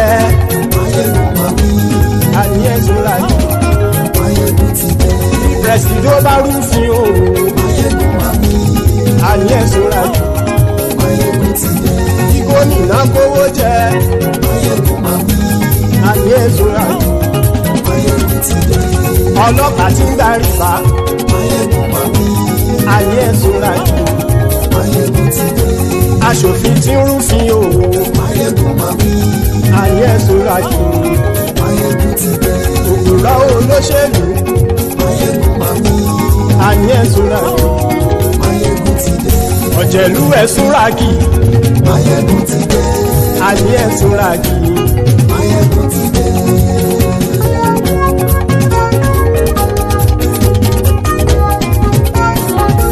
Maiyegun ti dé.